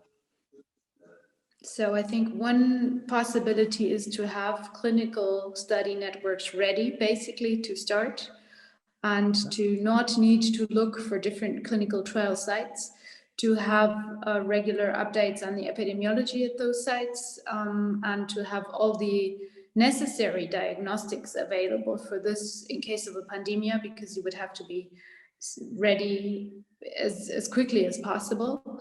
And I think this is where you can really save a lot of time, because it does take some time to certify the clinical trial sites. The other point might be, we will now learn a lot about the vaccines, but most of them are new platform technologies, such as those that were also used for ZAPI. And I think the more experience we have with this type of vaccines, the faster we can be, and the possibility to also judge the efficacy based on immunogenicity data is a potential way forward for the future, that it could be faster. But we need to understand these processes, and we need to understand the vaccine response as deep as to really be able to predict what will happen in terms of efficacy. Now you're talking safety, we cannot really do much about. We will need. I think it's quite an important remark you made about the clinical trial networks, obviously, and EU, and well, the European Commission is investing there as well, of course. Now, so clinical trial networks are being built up, and you can see the examples, for instance, what happened in the UK, for instance, but also in other places. That if there's a good network in place, and the CROs can play their game very rapidly, and the whole network is there, that saves a lot of time. And of course, we always blame the regulatory organizations, but the real-time loss is in the clinical trials, of course. Okay, before we go on discussing that, can I ask Isabelle Labé from OIE to also comment on this issue? I think most of it has been said now, but you may still have some important points to make. Well, thank you. First of all, bonjour à tous, and thank you very much for allowing me to come to this roundtable, virtual roundtable. If you allow me, Ab, I will just take a few steps backwards before I answer your questions specifically.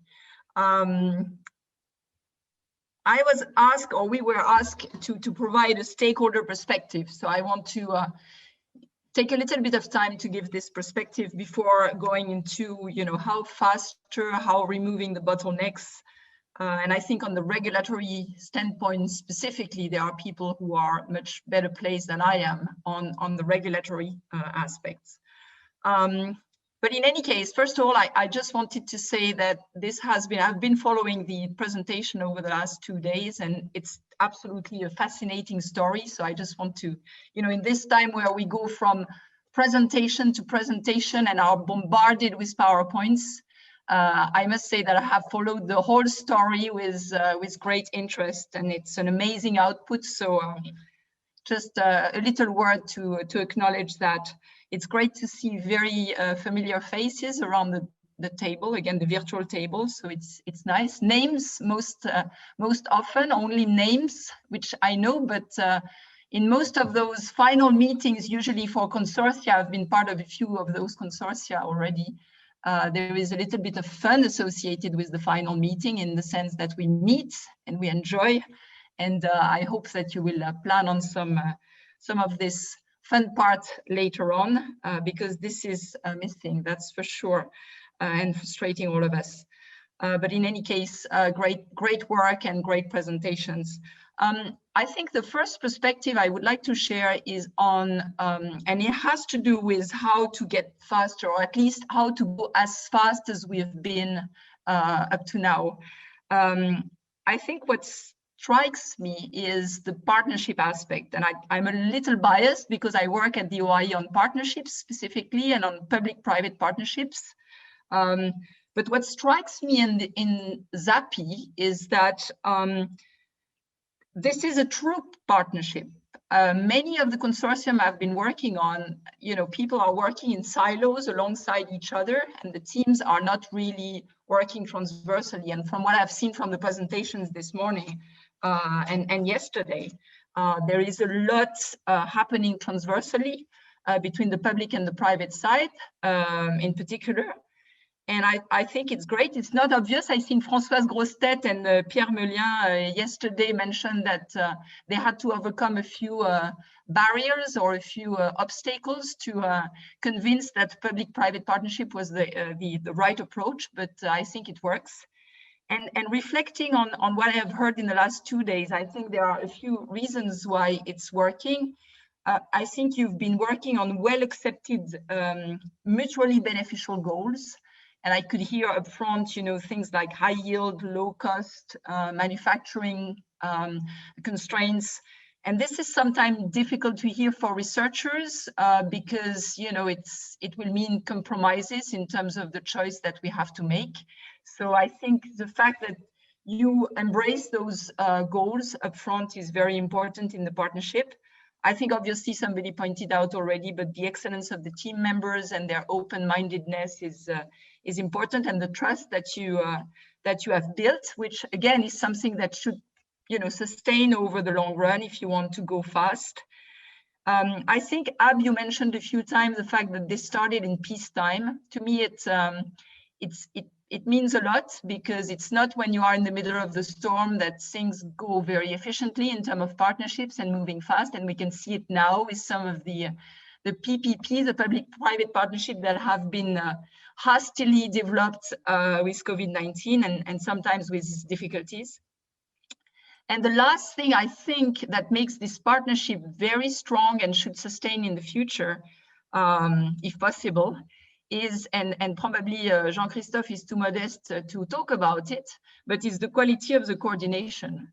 Because again, in my experience, the coordinator does a lot in this kind of partnership. So bravo, and go faster and remove bottlenecks has a lot to do with, I think, continuing this partnership, public-private partnership.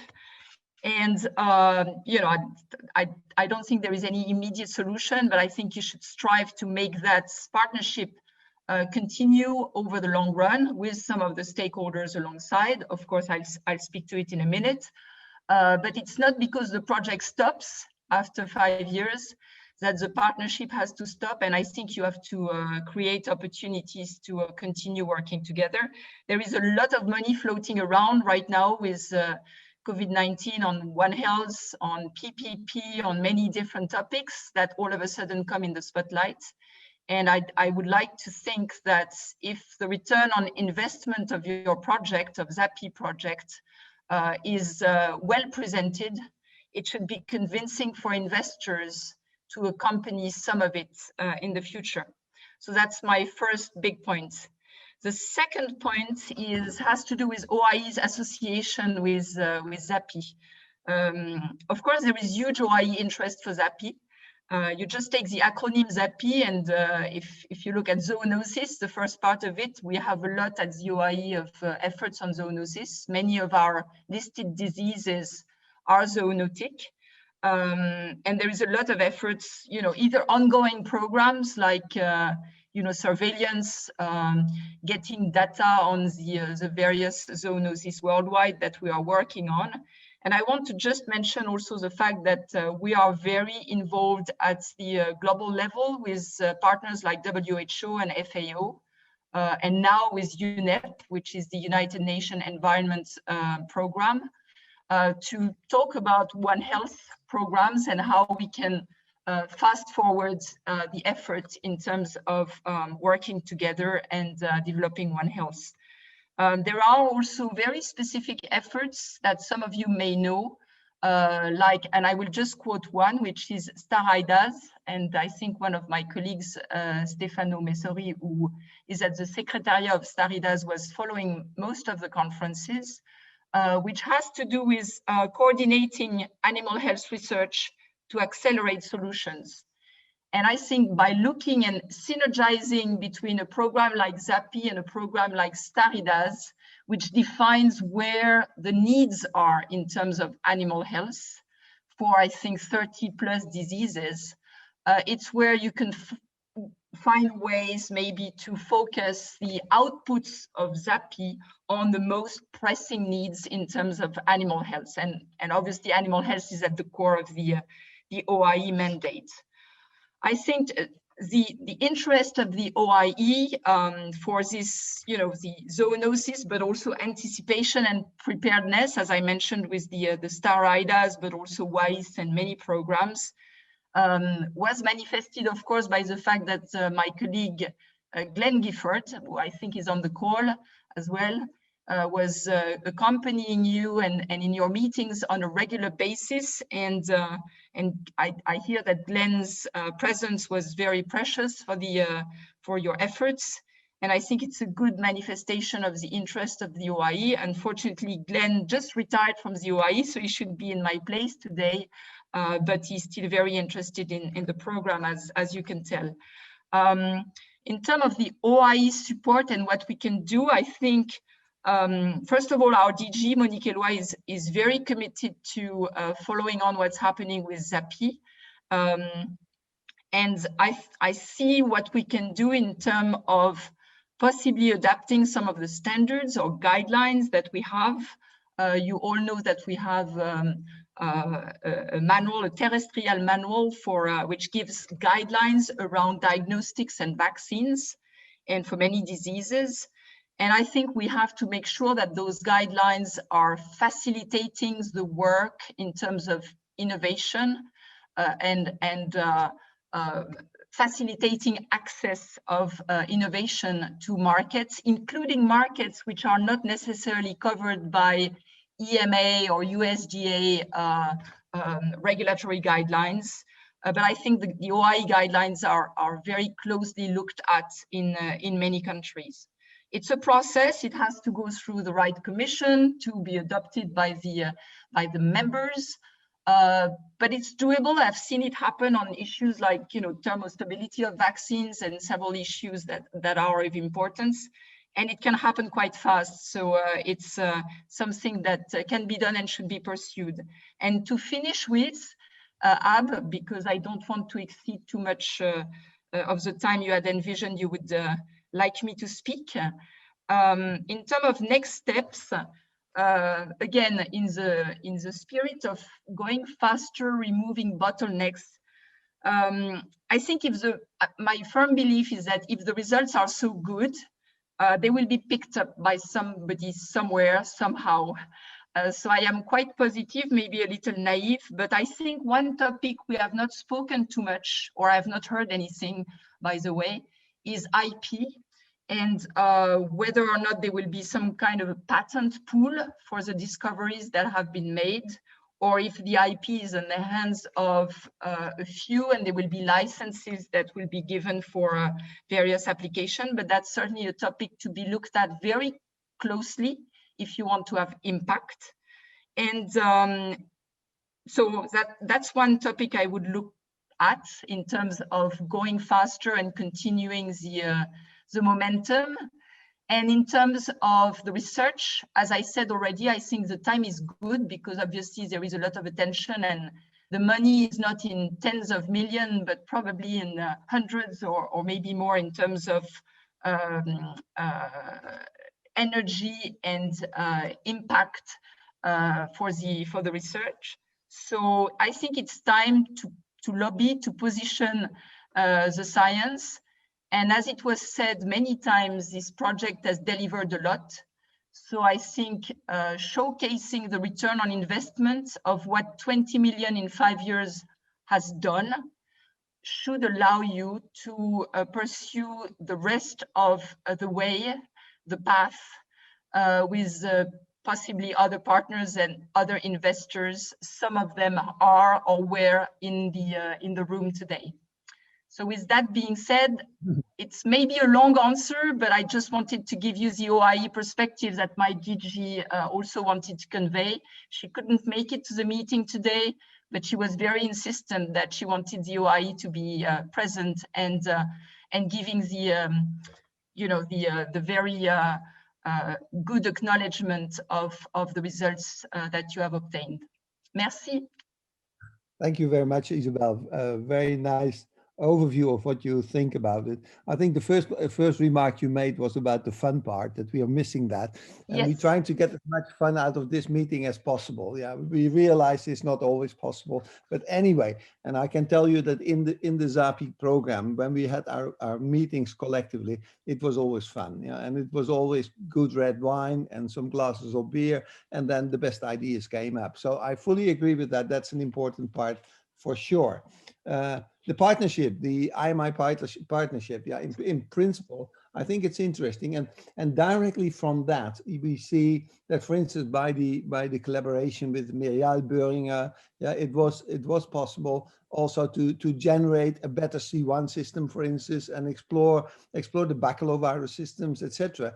And now, very practically, yeah, so there are some half products already, or products in development for a second stage vaccines and antibodies. I think the work that came from the Netherlands, but also the work that was ongoing on the C1 by the Muriel Boeringer people, I think that was quite exemplary. If you see where that goes now, the links with small medium enterprises have been made, and so things are in development. And the bottleneck I see is now, yeah, how the GMP production, and how do you really expand it very fast, and there's no strict modules for that.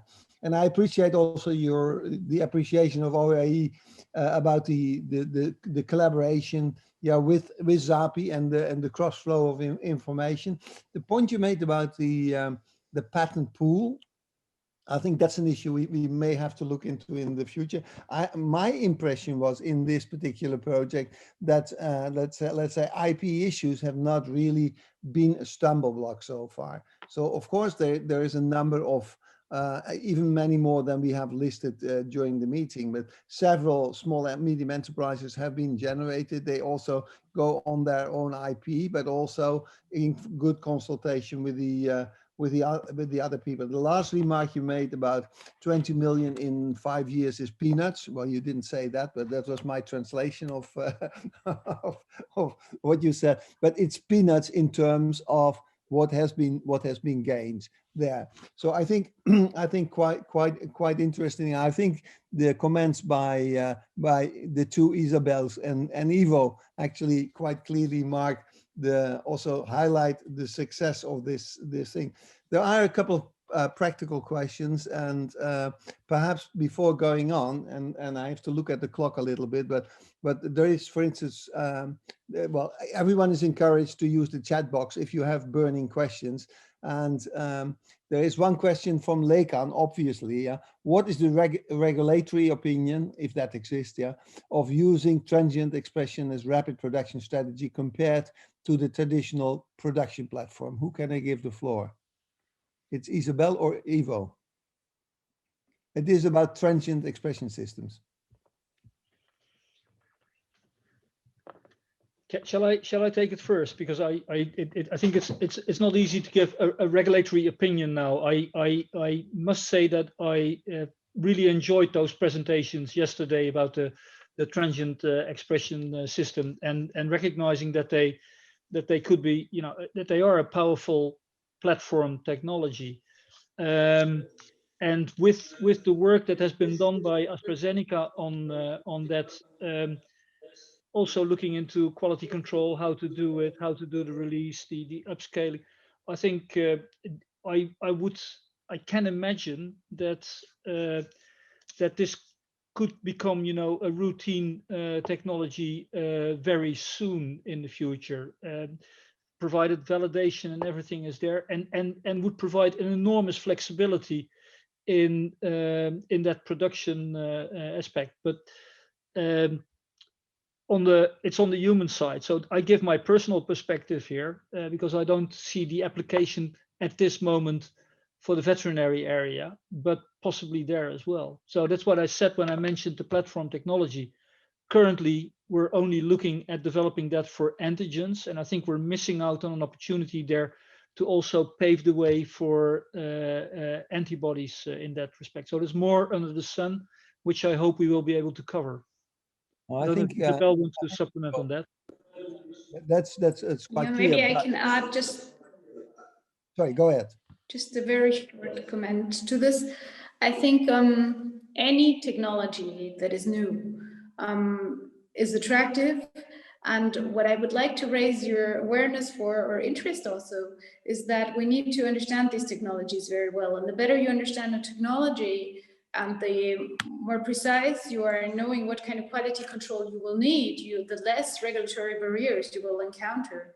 So I would think it's a question of understanding which variation do you expect coming from this new technology compared to the standard you're using right now. And if you can make this visible, and you can confirm that you can have a certain consistency within your methodology, I think that this is always going to be possible to regulate this. Regulatory is reactive. So whatever you put in, regulatory has to think about how to regulate this, but you will get a response and it will be possible. So I would never see that as a barrier. Okay, thank you there. Perhaps I can challenge one of the remarks that Ivo made, is that he says antibody technology is not suitable for, at least currently not suitable for veterinary use. Well, of course, a lot of calculations have been made, and the classical technologies to produce it are too expensive. But if you look at the initial things that have been done also and that was not presented during the meeting, but with the C1 technology to produce antibodies as well, that could even for the veterinary world be cost effective. How do you look upon that? I fully agree with that, Alpen. I know the potential of antibodies has been discussed in the past as well. The cost has always been the main blocker. We have currently 3 monoclonal antibodies that have received a positive opinion through CVMP, all for companion animals, so none for livestock. But you could see the potential use of antibodies in outbreak situations as a replacement for antimicrobials. So I can see a lot of potential use for that. And for those of you that are interested, previously we did not know exactly how to classify antibodies under the current directive. We have decided to put them as immunological veterinary medicinal products, but strictly speaking, when you follow the definition, they are not. And we deal with them somewhere between pharmaceuticals and IVMPs, the classical IVMPs. In the future annex, we have 3 classes. We have the biologicals and the non-biologicals, and immunological veterinary medicinal products as a sort of subclass of the biologicals. So the biologicals in the regulation are expanding a lot the possibility to authorize, let's say, new products, new classes of products that hitherto were not easy to deal with under the current directive. So I hope, and then to come to your question, I see that potential, and but to realize that potential on the veterinary area, cost is an important topic. So if new technologies can help to reduce costs, I expect that we will see more of these type of products coming to the market and coming to us first. Yeah. Okay. Thank you very much there. If I look at the chat box, so people are really encouraged to come up with questions. We have another 5 minutes, so it's your last chance. This discussion is heavily dominated by the regulatory and yeah, as if that's the only bottleneck. Yeah. So basically that was the intention of this session. But of course there are, as we have seen, quite a number of other scientific bottlenecks, and really the cost factor that was mentioned by Ivo as well. That's of course a very important thing, and really the cost effectiveness of production, etc. So we have been looking into the different different production systems, yeah, currently, and I think it's quite interesting to compare that. In the break, you were also there, Ivo. We had quite a lively discussion about a revolution that was created by messenger RNA, and the comparison by Jean-Christophe was made about with the situation with the DNA vaccines that we all believed in our early days, but it has not come to anything. And now suddenly the messenger vaccines, they seem to make it, and nobody could have predicted that. We were very skeptical from the beginning, obviously, and definitely with a product that's so expensive and so difficult to distribute, yeah, and that still is helping us out of the crisis. But Joris, you are going to make a remark there. Yes, 2 points. I would like to remember that the new veterinary regulation makes a very beautiful possibility for fast track. I will not elaborate to that, but I think it's very important to mention. Look at it, at this Article 45. Secondly, I want to continue or insist on what Isabelle Becquerat-Jing said. It's very clear we should not be shy if we have something new like the C1 and the messenger RNA has shown it, to go forward with it. It's not because it did not exist before, we should not go forward. If we apply the logic, well, it will be difficult because it did not exist, but nothing new will come. So, and I appreciate very much what you say, Isabelle, about that. We discussed that already at length. That's all. Thank you. Well, thank you very much, Joris. I think that's an important point, of course. If you don't go for new concepts and we shy away from that because we are old-fashioned and we don't dare to go into new things.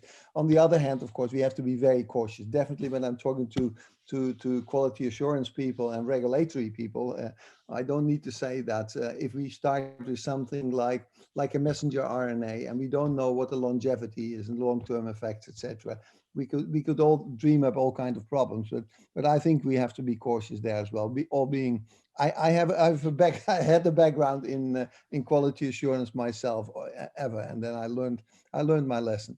But basically, I think that's quite important. There's one point we have not addressed, and perhaps we have a couple of minutes left. Is there anyone who could comment on the problems we are facing with doing preclinical work in laboratory animals? Yeah, the problems that we have been facing, but many other groups as well.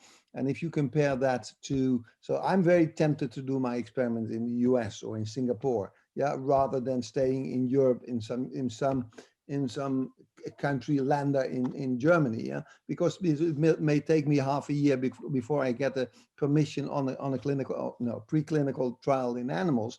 Yeah, that as a matter of fact can be done in other, even European countries, with a permission that you get within a week. So is there anything that can be done? I know it's not really on your plate, but is there anybody who can comment on that?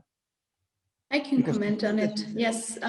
So we've experienced diverse problems from shipping of animals and supply of animals until really these, what are you talking about, the IRBs. And we have had very strange events where people thought that in this situation, you might not need animal experiments, you might not need preclinical models to license a vaccine. And for this reason, you would need to check with us, for example, as a federal regulatory agency, whether this is indeed appropriate to do animal experiments for such a disease. So I think sometimes in these crises, we lose a rational way of coming forward. And I think that what would help is actually to establish a network also among those authorities that are responsible for licensing of these animal experiments, and to discuss a little bit more what their role is. Because again, if you change the paradigm, you say that regulatory could be an enabler or a facilitator, they suddenly have an active role in this process. And I do think that in this kind of situation, times could be shortened, but there must be some sort of master file, for example, how to do this and how to weigh the potential risk factors that are, of course, different than in human. But I think that this requires mainly communication, and maybe there was some mistakes made, and I will take this as a point back from this conference as something that maybe we will prepare better for the future. Well, I think in certain countries like Germany, you're well aware that there's differences between the policies in different states. Yeah. So that is really something that should not happen. And if I'm better off doing my experiments in Singapore, yeah, which is not better for the animals. So at the end of the day, if you could take that up, that would be great. Jeff, you have a last comment there? I see your hand raised. Yeah, yes, Ab. Just to say that there was a company around in 5 or 6 years ago that was trying to develop immune stimulation, antibody production, T-cell generation in vitro. So you leukapheresis, it was for humans, so you leukapheresis the patients, freeze the white cells, and you culture those white cells and you take them out of the freezer and you put them on collagen membranes, and you can stimulate them with antibodies and generate both innate and adaptive immune responses to get antibody production and T-cell differentiation. Now, I don't think it's really taken off, this stuff, but it strikes me that in the veterinary area, the opportunities for doing that sort of work so that you can then monitor immune responses effectively, you know, their animal, you know, their preclinical studies, but and animal studies, but without the animal, because you're just taking the white blood cells. So those types of technologies, I think, may help us in this animal welfare question, and in my view, are worthy of a lot further effort and development.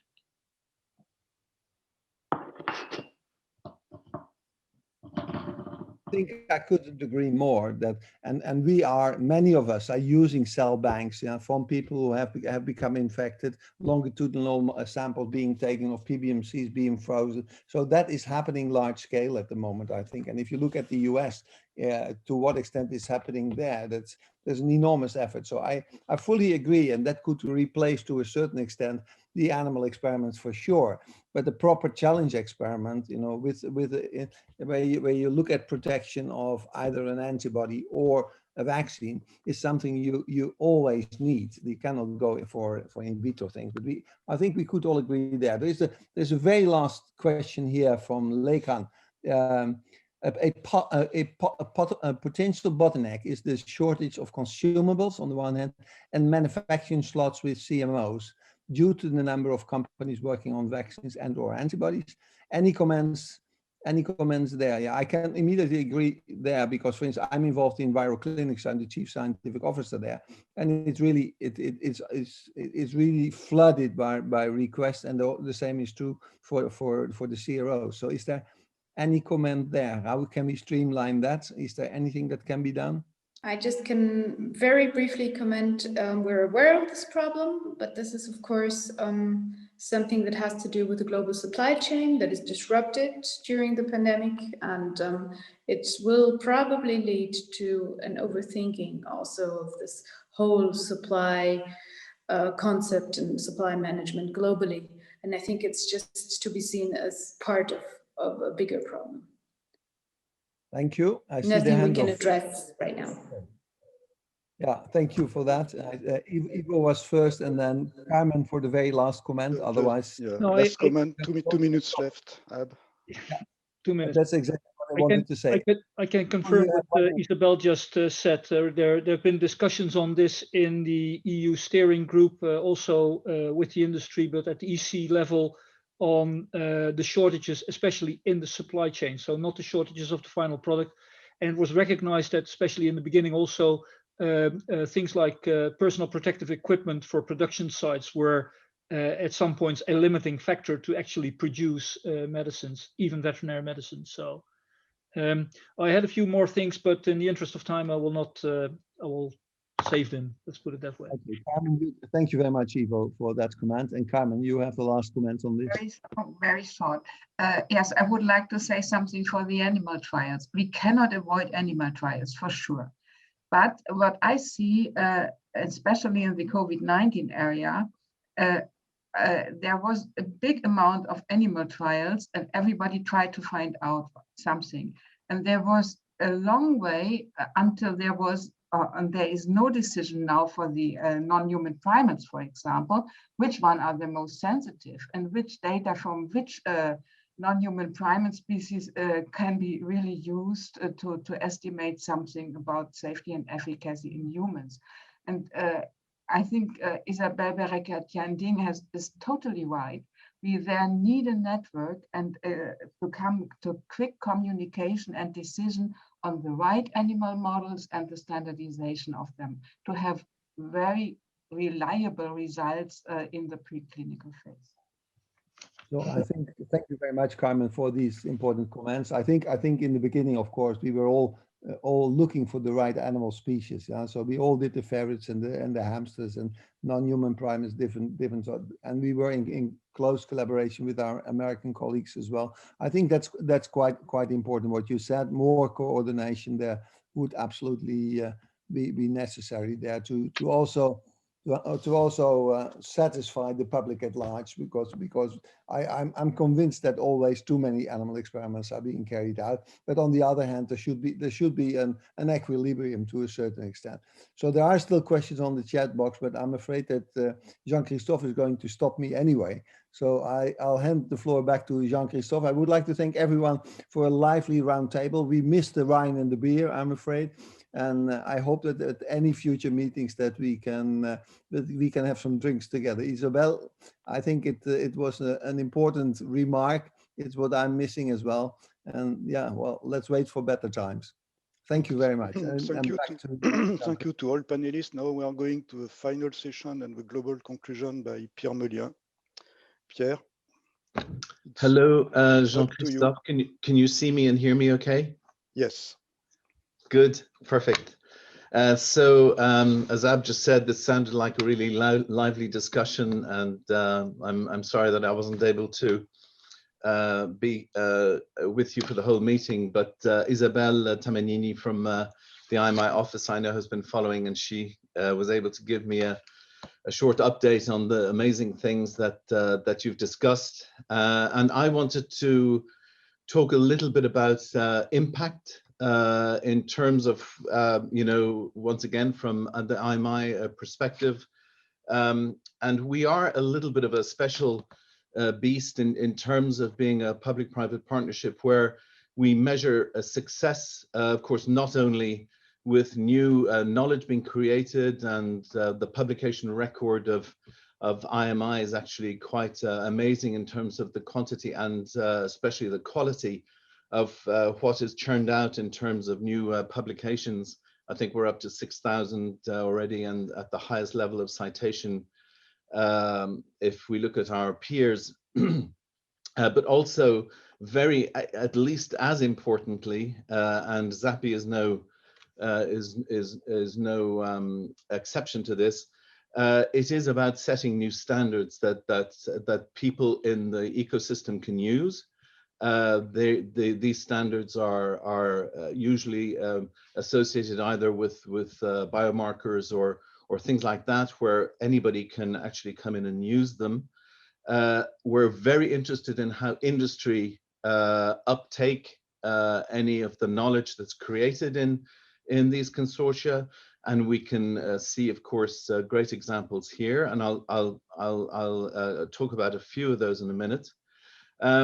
The impact on regulatory practice, you've just had quite a discussion with Isabelle, of course, who's part of the scientific committee of IMI and others on this, and we see a lot of our projects having that huge value of having those impacts integrated into the project from the very beginning. And I think those interconnections are so important. And of course, ultimately, we do want these things to have value to patients in the real world, and hopefully that can be done in an accelerated manner, because acceleration is as well one of the buzzwords that we use.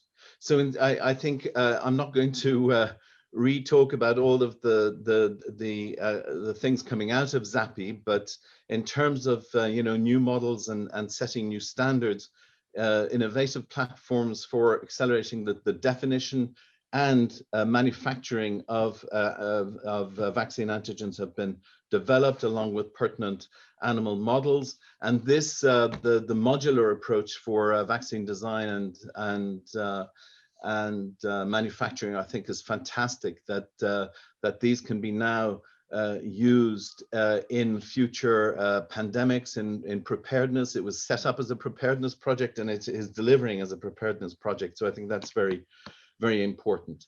And we can see that, of course, the industrial partners from the beginning were very not only engaged, but were obviously going to use what was coming out. And I know that large-scale manufacturing of both vaccine candidates for the veterinary use and antibodies, of course, for potential human use have been taken up.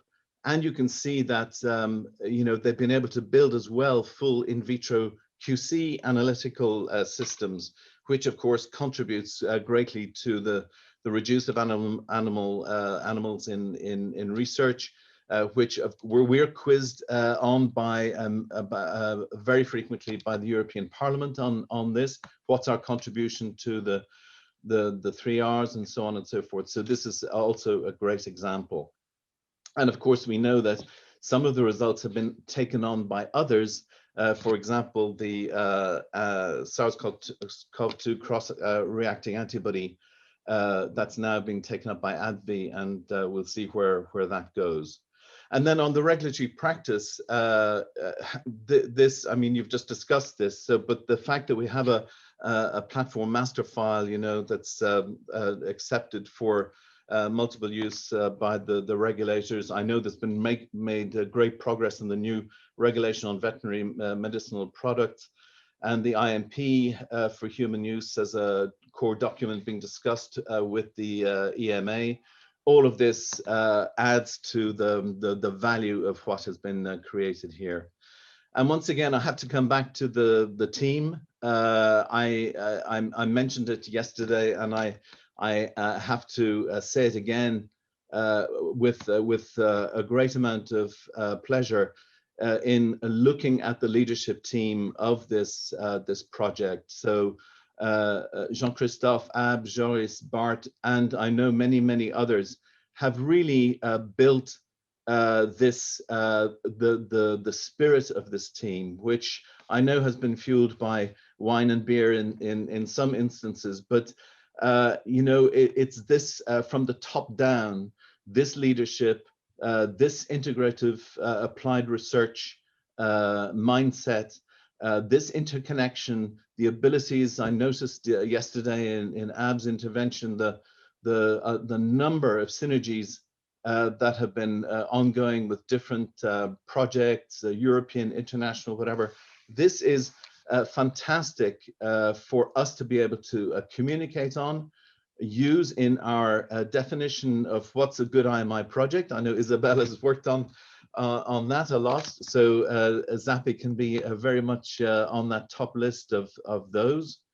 The fact that we can demonstrate being able to have activities in the One Health perspective. We have very few of those. This is one of the few. We have a few on the environmental medicines piece, but this is ZAPI is the one, of course, that is in that sweet spot of the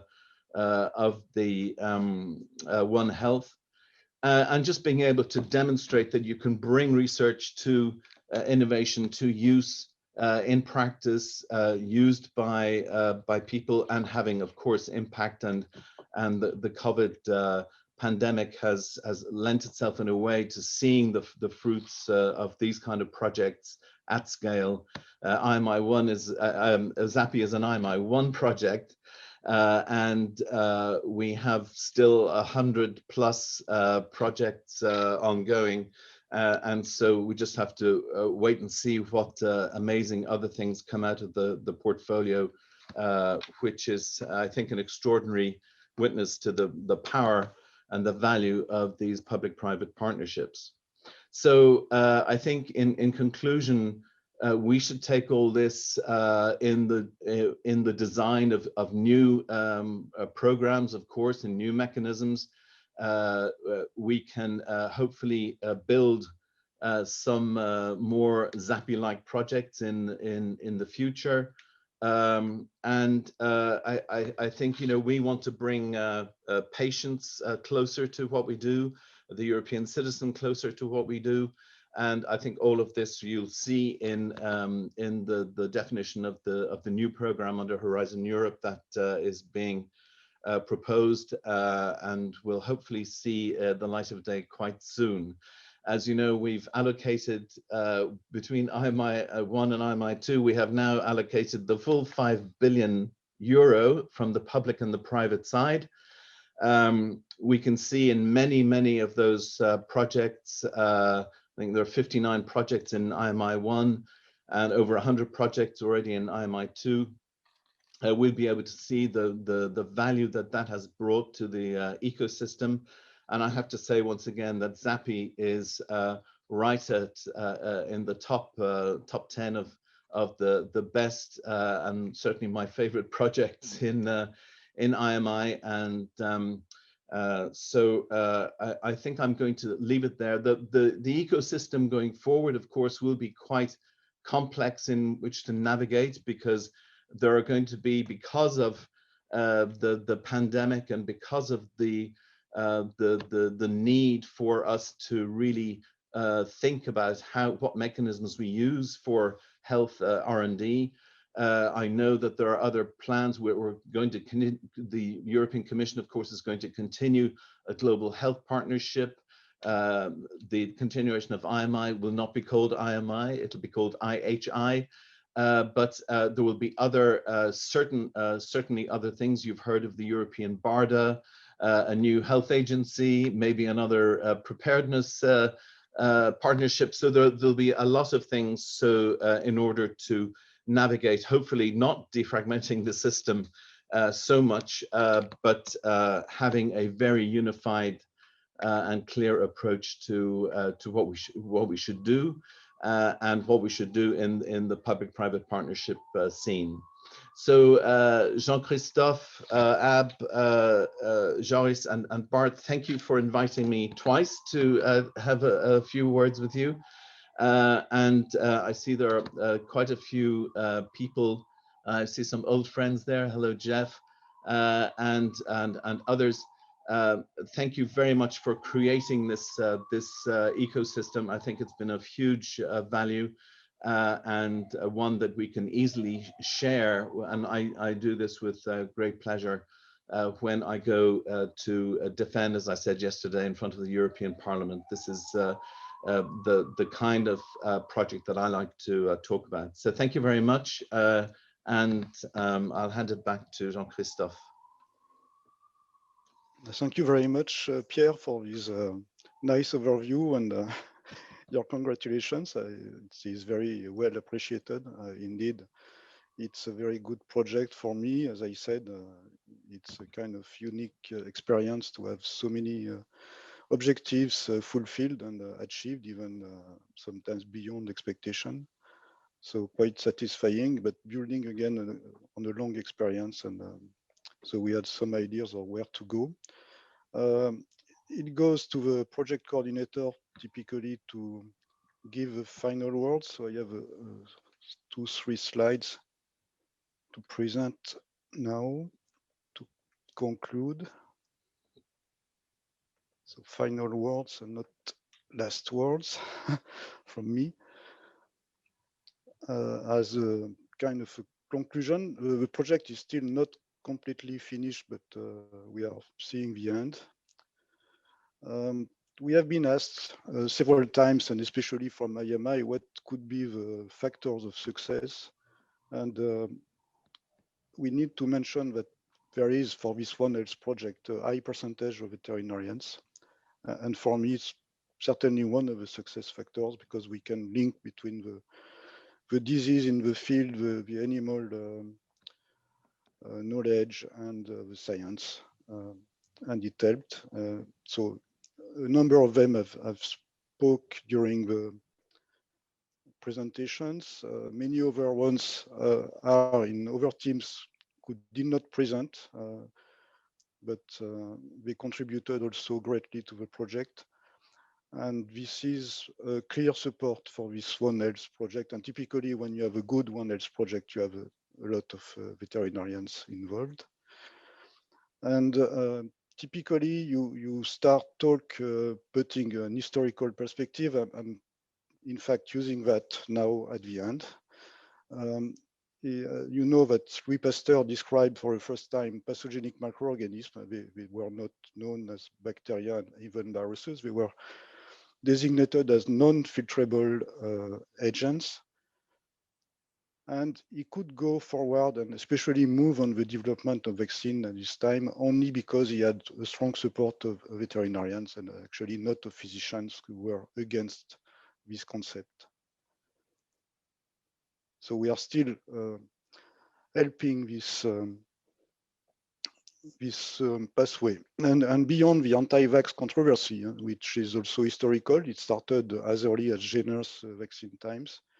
We have now the need to improve our vaccination and therapeutic intervention tools. And more than the rights of people and animals, because we are on One Health, to access to protection against infectious disease, and we have to protect life. We as scientists and industry together, we really have a duty to fulfill these needs in the most efficient and practical way. And I think that's what we achieved through the ZAPI project, at least partially, even if, again, the ZAPI project activities and especially the large-scale industrial activities for vaccines have a few months to go. the ZAPI consortium has delivered on many key milestones that will be essential for protecting and curing animal and human populations in a foreseeable future, and showing that we are still carrying the torch after a long time after Riposter. And for that, I want to thank all of you, so all the ZAPI scientific committee members who put the program together and we organized it, the ZAPI co-coordinators, Bart Harmans and Ab Osterhaus, all ZAPI partners, scientists, postdoc, graduate students all over Europe, including UK. So UK started as a EU member, not at the end of this project. Also, it's an interesting experience.